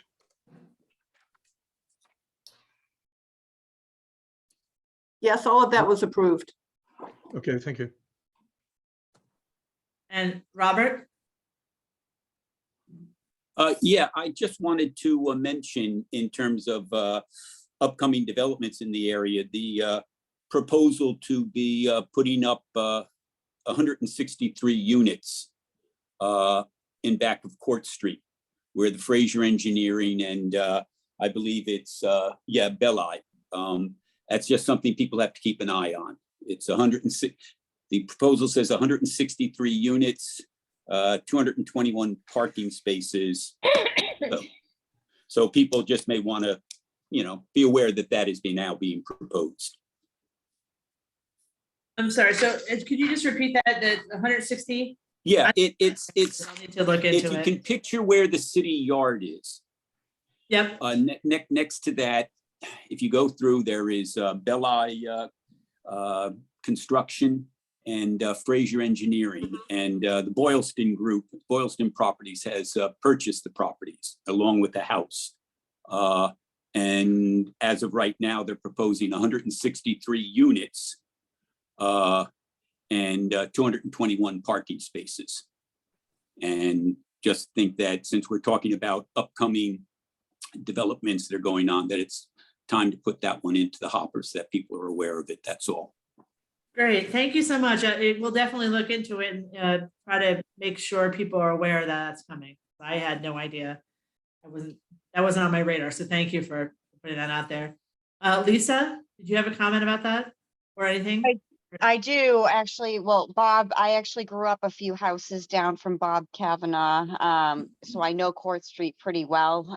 I didn't actually know about this until he just said that, and it would be absurd. That street cannot handle that type of development. It's just too small. It's too old. I don't know how that would even work. It's a one-way street too. So that definitely put that on your radar. My question actually was in regards to the seniors, the development that's coming. And did you say there was going to be 221 units? I think 233. 233. Okay. And how is that going to be distributed? Is there I know my father was very sick a long time ago in Newton, and we had we couldn't get housing for him. And there was so many restrictions. There was lists. At the time, I heard the lists were closed. Is this going to be, how is this going to be distributed and who qualifies for it? And is there an income-based level? Just out of curiosity. You know, I used to know all this stuff by heart, and I haven't. I'm sorry. Well, I think Carolyn might have the statistics. Yeah, I do. It's cash on the barrelhead. There's no provision at all within the project for any affordability. Okay, that's Or right. paying, as his right under the ordinance, paying a fee. It's either 11, it started out as 13 million, now it's talked about as 11 million. That may have come with the downsizing of the project. Which will go to, I believe, the housing authority, and half of it, which may, if the city council so determines, go over to affordable housing elsewhere. But this project for independent memory and assistive, no skilled nursing, with is cash on the barrelhead. And Mr. Korf noted that in today's prices, the comparator is the $10,000 a month over at Sunrise by Newton Corner. It sounds like this one will be at least that, if not more. So essentially, a normal Newton resident that has lived there their whole life and needs assistance really will not be getting assistance unless you have money. No, and it's not preferential either. Right. Because I asked that question of Mr. Korf, saying, you know, are you gonna let Newton residents in first? And he said, no, it's not preferential. So even if you lived in Newton your whole life, It doesn't matter. you get in. But I guess what my thought is, so the city isn't going to be providing any financial assistance to people that cannot pay that. No, Okay. that's part of it. You know, it's going to be at market rates and Right. it is expensive. I suppose some of the people, there were a number of seniors who were in the meeting we had around this with Mr. Korf were visualizing that they might be able to afford it if they sold their homes. Exactly. And Yeah. get enough money and then doled it out at $120,000 a year. Oh my God. Yeah. Well, that's what. I Oh, understand. actually, yeah. I mean, that's what the number is: $120,000 a month to the Korf company, as long as it lasted. And then when it was gone, you don't stay. It's not Right. a endowed continuing care CCRC. It's just you know, rent it as long as you can afford it, and when you can't, bye-bye. I mean, eviction proceedings might well be hard, but I don't think anybody really wants to get to the point where they're the subject of an eviction proceeding. They are very hard in health Right. facilities. They're very hard in residential facilities, but that's the deal. So I guess And when we're looking sorry. for affordable senior housing in Newton, this wouldn't count as that statement. No. Okay. I just want to be sure I understand Yeah. this. Yeah. Like I said, he had decided, I think Sunrise had a couple and they weren't able to fill them as much as they wanted to, or Right. the price was still too high because it was The affordable reason rate. is, So he opted to pay the money and just to the housing trust and to the city to take that those affordable units elsewhere. and even if the units were affordable, services are not included. So Correct. if you point where you need assistive living services, people cannot afford nursing care that it tends to. Councilor Lucas, I know you had a couple comments about this. Yeah, I just want to make sure everyone's on the same page. The total number of beds in the project is 233. Its beds is 233, and the number of units, it's 105 independent living units, 52 assisted living, and 28 memory care beds. There is no, as Carolyn said, there's no affordable units. The ordinance calls for 5% of the units and it's just the assisted living and independent living. It's only 5%, whereas multifamily housing is 15%. The reason for that, as I think Carolyn said, is because services are provided. So that's why the number is lower. And there was an $11.8 million, there will be an $11.8 million payment to the city. Half of it will go to the Newton Housing Authority. The other half will go to the Affordable Housing Trust, which the City Council created last year or earlier this year. I couldn't remember, but it's whatever. We created it. So the money, half of that, so that's 5.9 goes to the Affordable Housing Trust, and the trust then can spend that money to create additional affordable housing in the city. Regarding senior housing that is, how do you say, more affordable or affordable? The Haywood House on Jackson Street or Road in Nonantum, that is, I believe, under construction. So that will have affordable units. And I think it's Opus Senior Housing on Manhattan Street in Oak Hill. That's another senior housing that will be, I guess you can say, mid-priced, and there will be some senior housing in there. So there are opportunities for affordable senior units. The units they're putting up in near the JCC, are those also going to be affordable, or those market rate? Do you know? That's the Opus. that where There okay. will- Yeah, that Okay. is the, again, it's not gonna be like the Craft Street one, where if there are market rates, it's not a luxury senior living center. It's, you could say, again, more affordable Yeah, that senior one is, housing. that one is by the non-for-profit charity Two Life Communities. Opus House is. Correct. So it doesn't have the same, it has economic viability it has to achieve, but it doesn't have the same bottom line drive as a for-profit. Now, You what about could- you the could say tax that. override that you guys had mentioned that the tax override would bring some money to improving senior living and services? That does not count in this conversation. It's No, not that's- living, it's programs and services, which is Okay. Yeah. Okay. And that will things be that are available for related. seniors. And I haven't spoken with the mayor about the override in a while, but I believe that will be potential staff and programs related to Okay. NewCal. Ah, So it's completely separate. yes. Okay. Thank you for answering me. You're welcome. It is 9:10, so we have a couple more comments if we can just go quickly because we need to get through and let people go to bed. No, let's go all night, Jennifer. You don't want to spend the night here? Come on. I've had lots of coffee today. It looks like you've got your deadline done. Do you have any comments or things you wanted to touch back on? Yeah, on the Washington Street pilot, I think it wasn't clear that there would be a turn lane in the middle. So it's a travel lane in each direction plus a turn lane.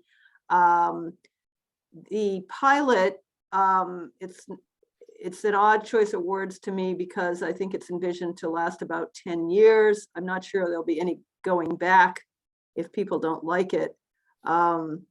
There are going to be a series of some community, the usual visioning, whatever engagement sessions.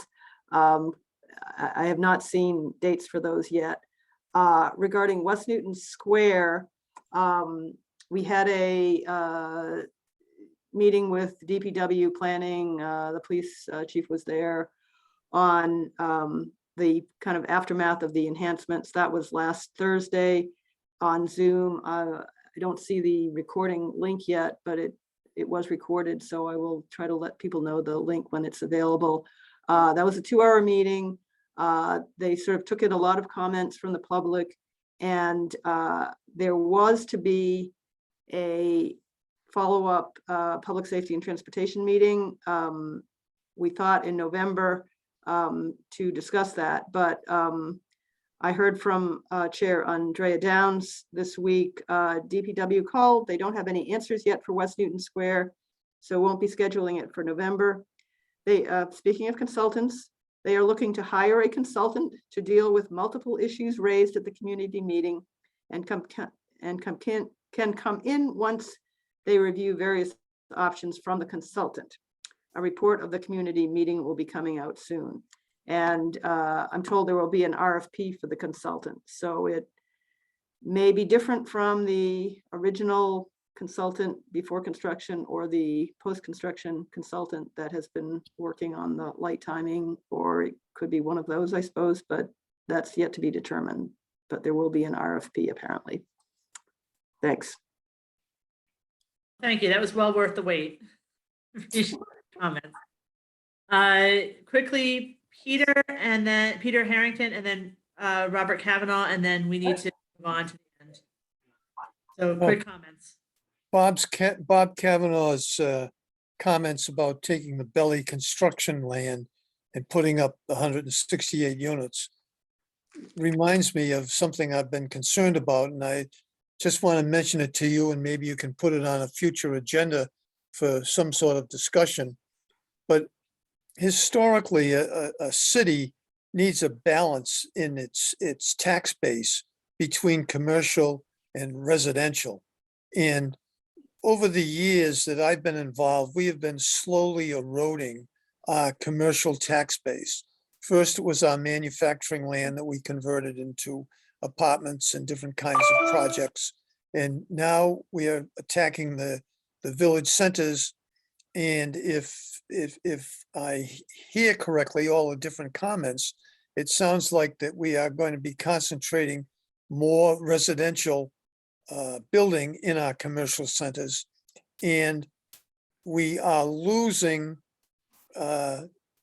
commercial space and commercial taxes.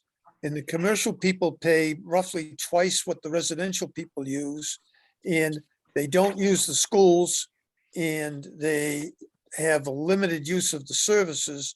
So there's a big benefit, and we have to sort of make sure that we keep in mind that there's got to be some sort of melding of the commercial income versus the residential income versus the residential expense and what is spent supporting the commercial base. So it's something that's going to have to come up pretty soon before we run out of commercial land. And I just wanted to mention it because that project on McGuire Court reminded me of it. Thank you.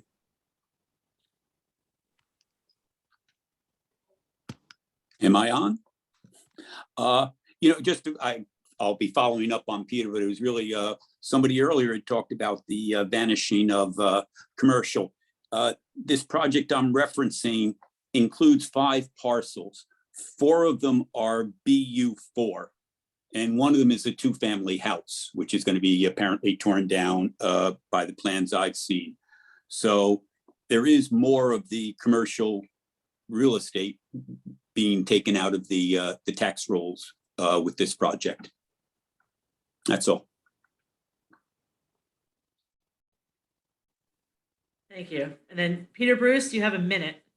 Okay, well, with zoning redesign too, with the emphasis that it has on multifamily housing, given the fact that commercial property is taxed at roughly twice as much, maybe it's more like 1.5, but it's somewhere between 1.5 and 2 times as much. There's going to be a lot of incentive for commercial property owners to perhaps, tear down their own property or build on lots that they have that are vacant and put residential up there just because they'll be paying less tax and that sort of thing. So given the VZ, the zoning redesign's emphasis and the desire of developers to make money, what's most profitable, I think we will be cannibalizing our commercial property that way too. Thank you. Thank you, Peter. So we're going to move on to the next agenda item, other business. Does anyone have any other business to discuss on the council?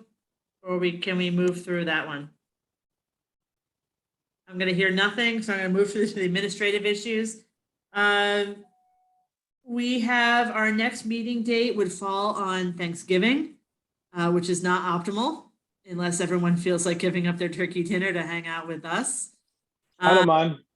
It'd be like us and Tariq. Or we could all have a Thanksgiving together somewhere. But anyway, My house. There we go. There we go. We have an offer. That's one offer on the table. But let's discuss other ideas. If I think we had at one point back in January, we had discussed having it the week before, which is the 17th. And I'm just wondering whether that still works for everyone, or there's another date that would be better for us to have that next meeting. Does anyone have any thoughts?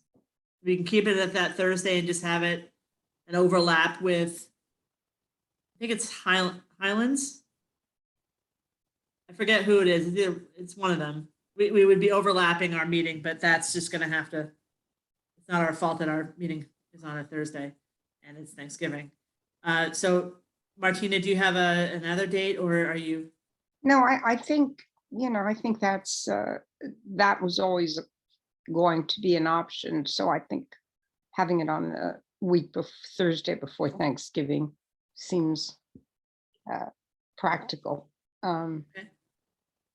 Having it on Thanksgiving, everybody will be in a stupor from, maybe that's a good idea. Tim and Nancy, do you have any objections to the 17th? Nancy?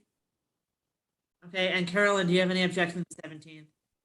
Okay, well, I haven't heard from the other two members of our group, so hopefully it's okay with them, but at least if we have the 5 of us, we have a quorum again. So I'm going to make a motion that our next meeting date be moved from. Jennifer, you don't need to Oh, move I that don't? because we already had a vote several sessions ago that anticipated okay. you could set alternative dates when Right. something happened. So Okay, you great. all- Never mind then. I'm backing out my motion. But I will make a motion, if everyone has gotten the September meeting minutes and seen them, make a motion to approve the September meeting minutes. Second. Martinez is second. All in favor? And everyone's in favor. So the September meeting minutes pass. May I make the motion to adjourn? Second. Wait, Tariq has a question or comment before we adjourn. Yes, Tariq. The human rain delay strikes again. December 22nd, the fourth Thursday, is there going to be a meeting? You don't have to decide now, but you're approaching the Christmas.